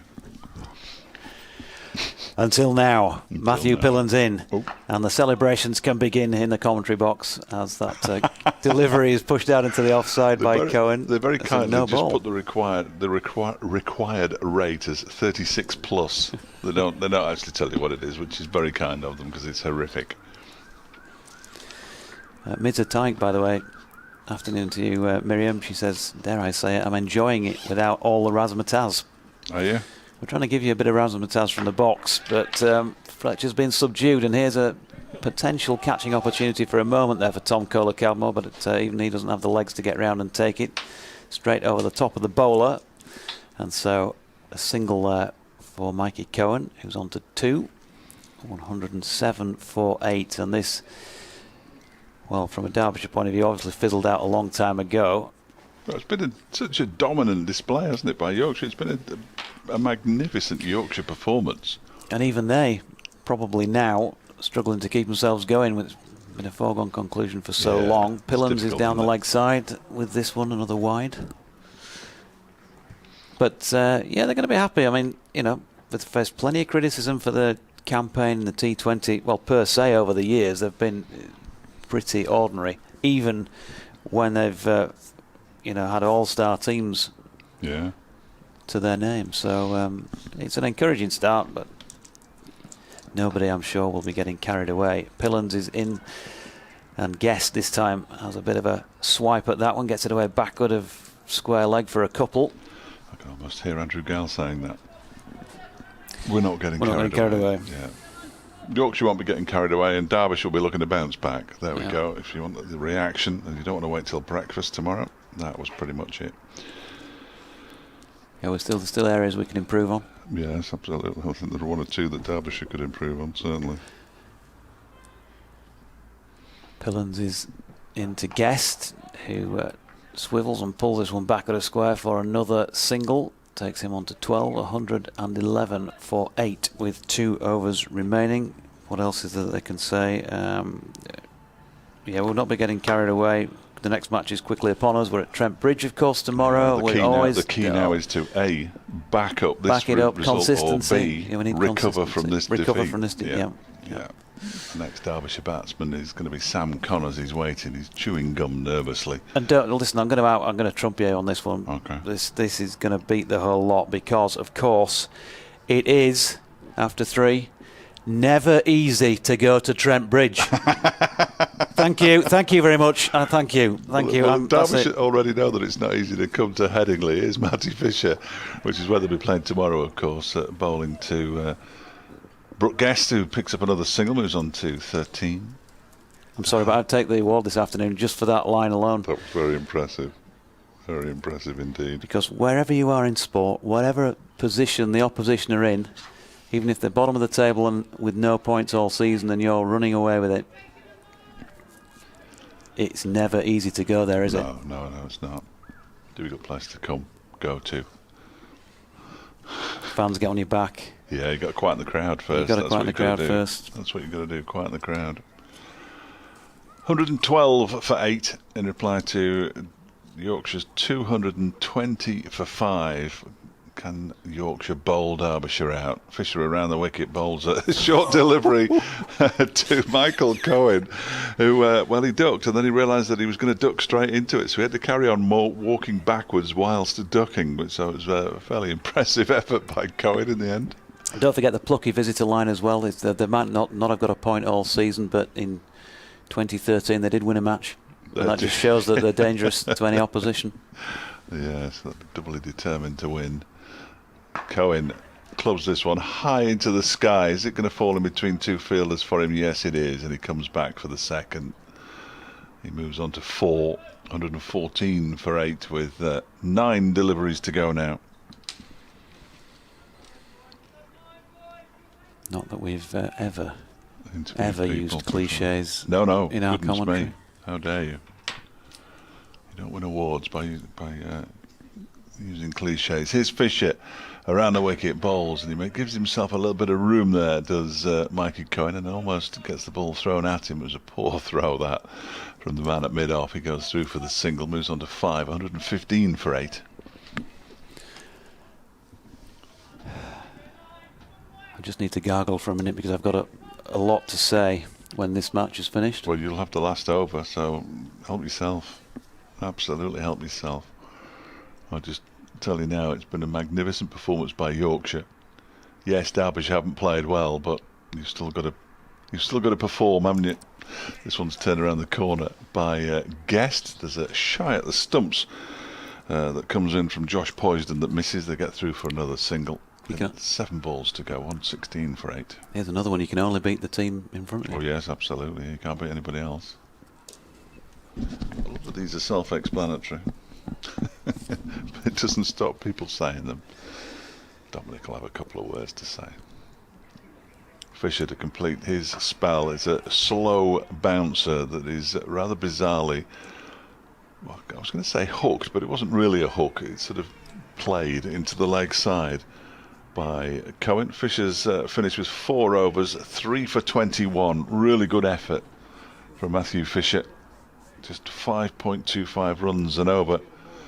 He's conceded, and Derbyshire at the end of that over the 19th were 117 for 8 now, with Guest on 14 and Cohen on 6. And when you look down on the Yorkshire balcony, you wouldn't say they look like they're a team who are ready to celebrate anything really, from the picture we've just seen on the stream. But I'm sure deep down they'll be very, very happy indeed. Final over of the match for Jonathan Deutsch. They'll be pleased, but of course they'll be taking each game as it comes. Well, you'd hope so. And they'll not be thinking about tomorrow until these next 6 deliveries are out of the way. Not looking too far ahead. As Hill is in from the Kirkstall Lane end, that's full wide of off stump and driven by the left-handed Cohen up to Joe Root. Just inside the circle, does the fielding. They get a single. He's had a good day as Root 66. Yeah, very good. Because we won't have a stream. We won't have a stream tomorrow, will we? Because they're 2 Sky games. I wonder if we'll get the Sky pictures in here. No, the monitor was out of the building the other night. It was just you just got to rely on those shocking eyes of yours. Really, that's bad. Yeah, Hill's in, and that's it would have been a leg side wide. It's hit the kit, probably the ankle of Guest. So they're going to get a leg by. That was signalled by James Middlebrook. 118 for 8. I think you'll be finding I'm be relying on Scott Reed's eyes in all probability. Yeah, I'd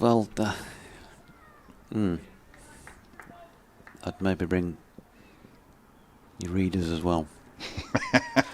Cohen on strike, steps away to the leg to create some room, and George Hill intelligently just throws it slightly wide of off stump and gets himself another dot in the analysis. So, well, what can we say? It's been what can I say that Fletch hasn't already said? Talk about stealing someone's thunder. That's why he was commentator of the year in 2016, as Hill has tried a Yorker here just wide of off stump, and that misses. Or does it? What's going on? He's given that. He's been given caught behind. He's looking at the bottom of his bat, and he has gone. Okay. Another wicket for Yorkshire, and it's the end of Mikey Cohen, who's been caught by Johnny Tattersall off the bowling of George Hill, who therefore picks up his first T20 wicket. And I'm also booked in for an appointment. Well, no, I didn't see that at all. I didn't see that as a wicket at all.